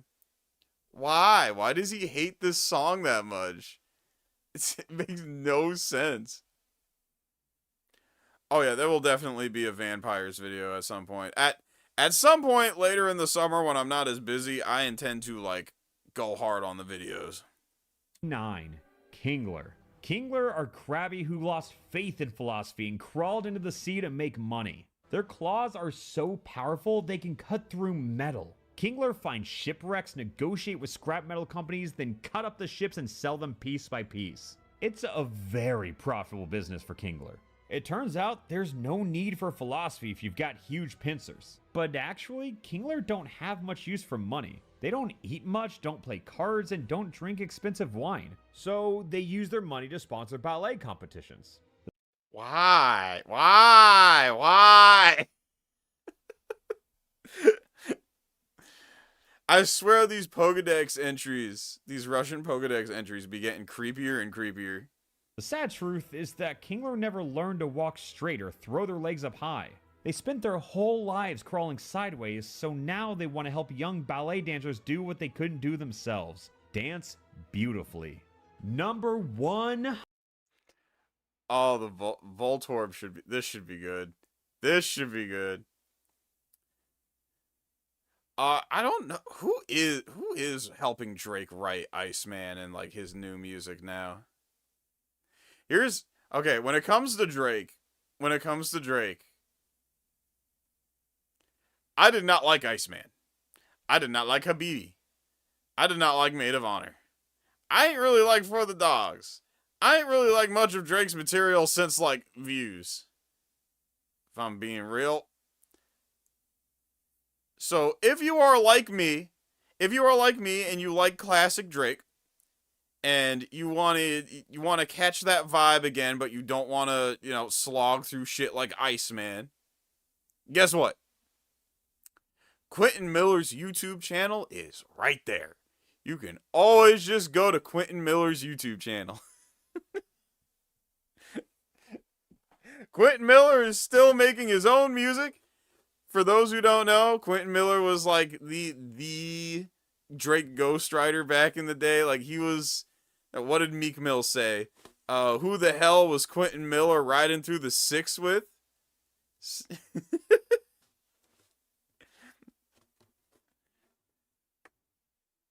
Yeah, Quentin Miller's YouTube channel is right there. Go subscribe to him if you want to catch that particular vibe and you want it to not suck. 100. Voltorb. The electric ball of Voltorb have such piercing screeches when they're attacked that it's best not to mess with them. It's not dangerous, just painful to listen to. It's much better to use. It's not that Drake, like Drake can write. It's just he got exposed for not writing, which is having other people write for him, which is a big no-no in hip hop, but nobody cared when Meek Mill blew the whistle on that. Esau with the 2. Blackout was the predecessor for crack. I'm serious. Blackout. Which song was Blackout? I gotta look that up.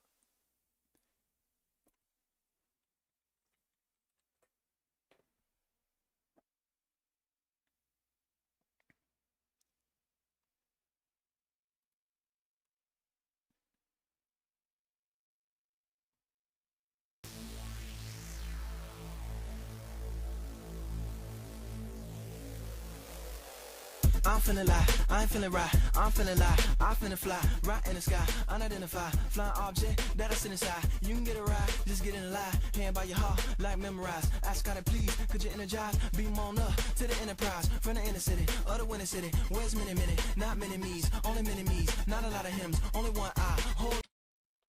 Okay, so what I am getting here is Lupe suffers from what I like to call Cardi syndrome.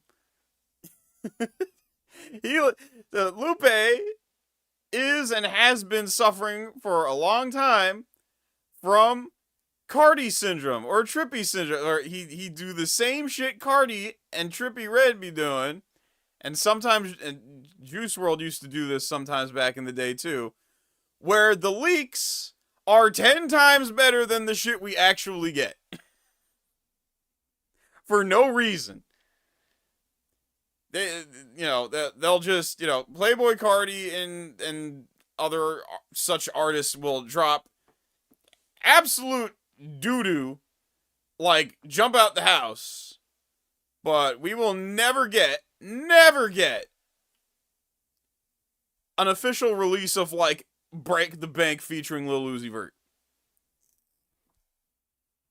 He is perpetually suffering from Cardi syndrome and has been for, like, almost 20 years now. This was the Japan Circuit City exclusive, and now it's lost media. A lot of them, so it's our clocks, that's our clock. Mr. Clean, now Mr. Team. That's 'cause everything is black. And I'm feeling good, like a villain would. If he was doing bad, kill Superman. Tied to a log, push it to a saw. Take a little dog, right through the fan. Ain't it mean, man? Like a dictionary, like a definition. Like you never listen, not the issue ending, but the death part. Break it in half, like an intermission. You'll see then, what I mean then, or what I meant there. That's an impair. Now you're learning it, keep rehearsing it, till it's permanent, like pen pair. Got an empire, I'm the emperor, like a cat word. I be faster, they tryna ask her, just slow me down, but I blow them down, like a half word. That's Wolfman, you got a full house, I got a full moon. Then I pull out the ace on my sleeve, like my hand hurt. Then when your chips, what they took now, what they put now. Gotta look down and check your shoulder, cause I be over, like a boulder. You got both. And we got songs like Pussy instead of this.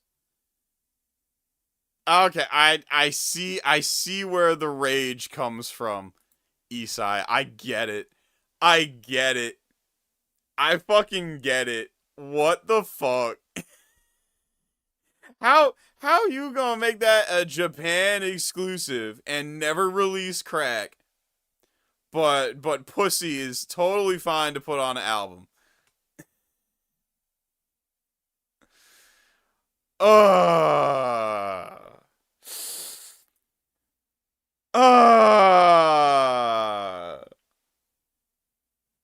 It's like, damn, Lupe.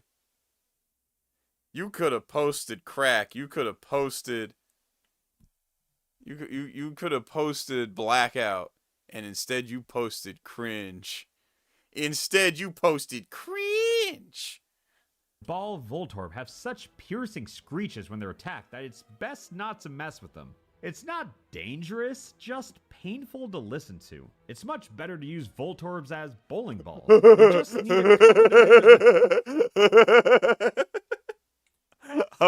I'm making that an emoji. Fuck you talking about? Yeah. Oh, that's lit. I fucking, bruh, that could be a fucking desktop background. I don't give a shit.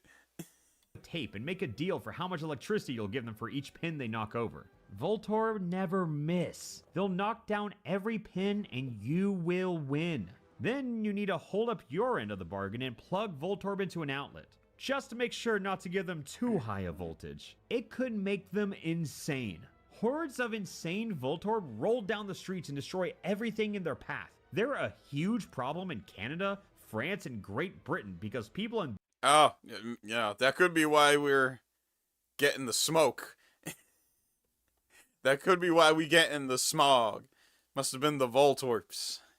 Those countries always give Voltorb the wrong voltage. Number 101.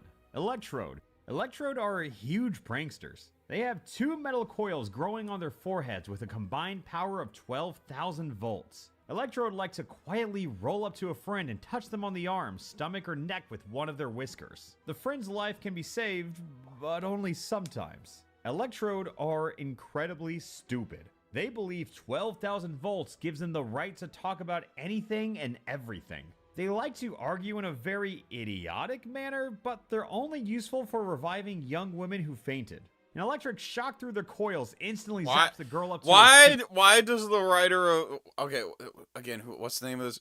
Why does this Alexander dude keep going back to young women? It is weird. It has been a thing he's been doing since like for the past 3-5 entries. I don't like it. Then she'll smile and even thank the Pokemon. That's all it takes. Then Electro will roll up and try to touch her with its whiskers, but that's when she really needs to run. Number 102, Execute. Execute are actually just swarms of small eggs who always stick together. There are several hundred of them in the swarm. Many have been dead for a long time, empty inside with broken heads, but still part of the team. Execute pile on top of their victims, sticking all over them until they lose the will to resist. Bears, tigers, and even heavyweight wrestlers will be left lying helplessly, eyes darting around, unable to move. The eggs crawl all over it, rolling, rustling, hissing. They can only be stopped by spraying them with a fire extinguisher to get them all stuck to each other. Fried Execute are still capable of thought, but they don't make for a good meal. They're very bitter. Sometimes people throw Execute a theater act. What was the last like Atlantic Lupe album? Was it Tetsuo?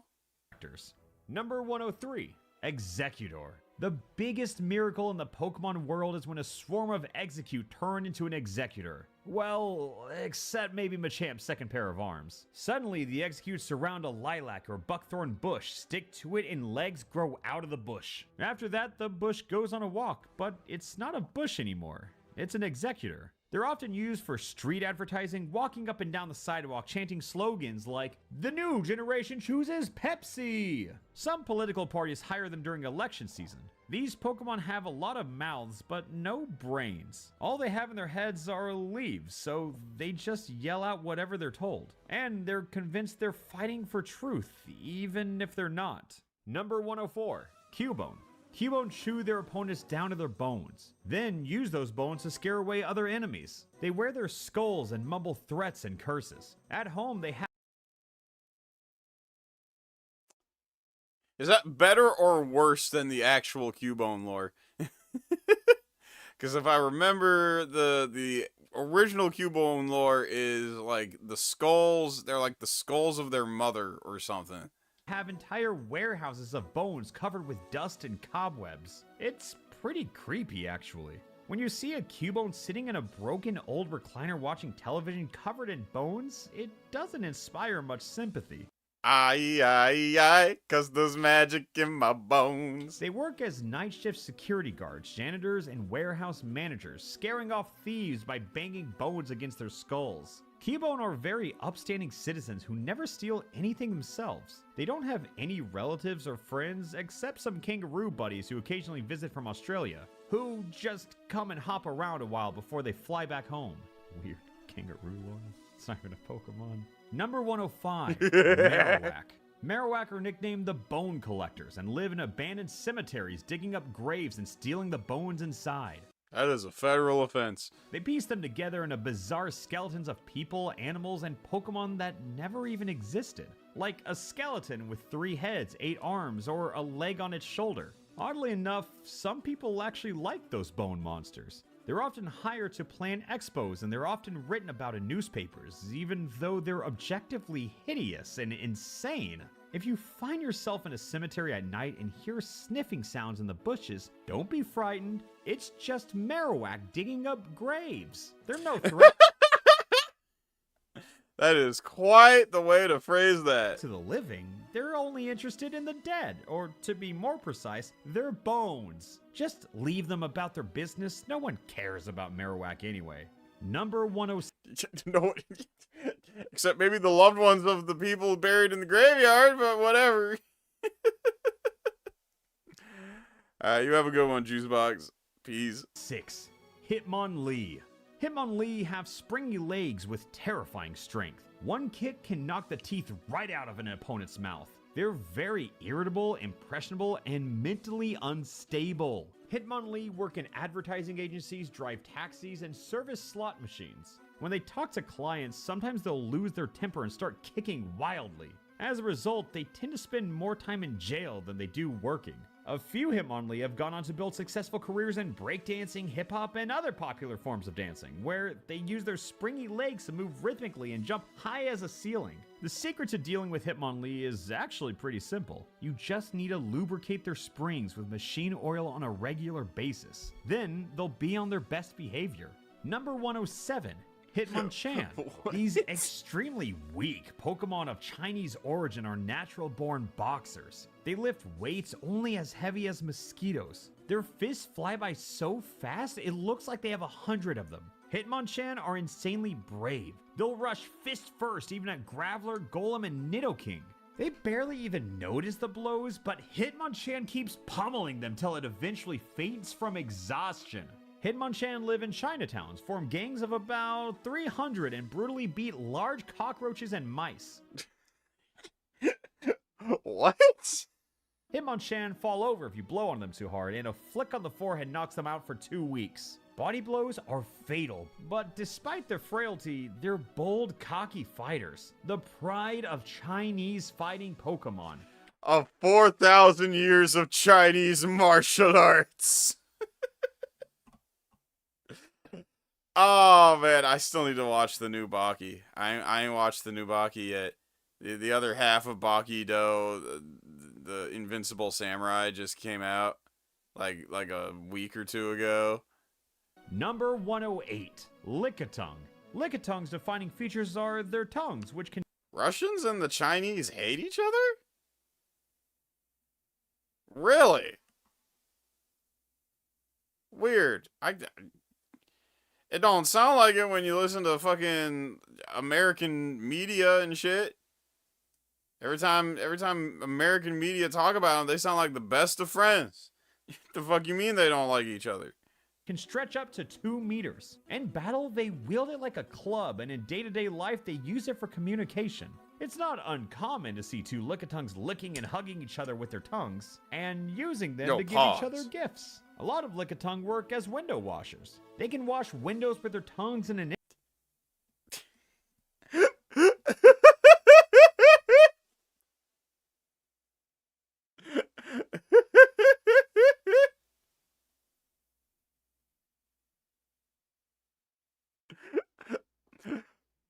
Licking the window. That is gross. That is nasty. I don't think I would want my windows cleaned that way.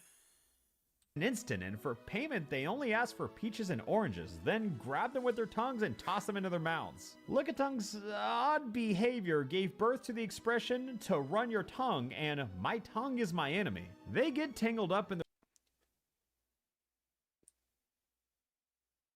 That's wild. My tongue is my enemy. That's crazy. Their tongues a lot, and they occasionally get killed when their tongue gets wound around the wheel of a passing car. Oh, that's brutal. Wound around the wheel. Number 109, coughing. Coughing are dug up from abandoned mines where they lie around in darkness. They're filled with methane, a gas that's as poisonous as it is explosive. That's why terrorists use coughing as car bombs, shove them into garbage bins, or leave them on buses. Coughing just sit wherever they're put until they eventually explode.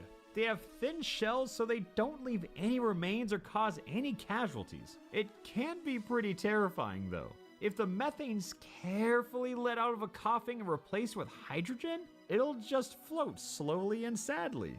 Coughing are rarely given jobs. They can be found at kindergartens where they accompany children on walks, and a couple of coughing work as chemistry teachers. One even became a school principal.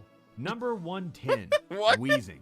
Wheezing love car exhaust. They crawl up to a Mercedes from behind, shove the exhaust pipe in their mouths, and inhale. They get high off the fumes and roll around the streets yelling, "We've been betrayed, dudes!" When that happens...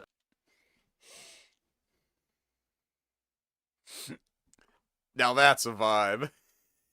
This one might be my A favorite. special wheezing mobile comes to pick them up and take them to a dump where they can eat garbage and come to their senses. Wheezing are all filthy, disgusting, and unshaven. But a few wheezing manage to climb their way to the highest rungs of society and become bankers and businessmen. They have a whole staff of servants who wash them, feed them vegetables, and spray them with deodorant. But a couple times a year, even rich wheezing can't resist the urge to find an old Zaporozhets and spend 2 weeks in its garage huffing exhaust. Junkie! That's a popular Soviet-era car made in Ukraine, by the way. Number 111. Oh my goodness. Alright, it is getting to that time. We have been on here for fucking almost 4 hours. I have a long drive tomorrow.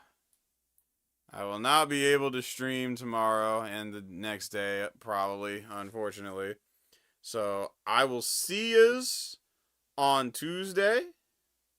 And I'll probably stream on, like, Wednesday and shit. So that way, you know, to make up for it. You know, I'll make up the days. I will make up the days. But for now, you're gonna have to settle with this stream, the vinyl that's in the pinned comment, the 2 new songs that are out.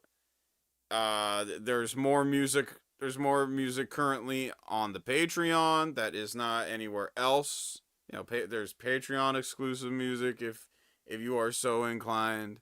So, you know, that's if you can't get enough Club Doom content, those are some more places you can go.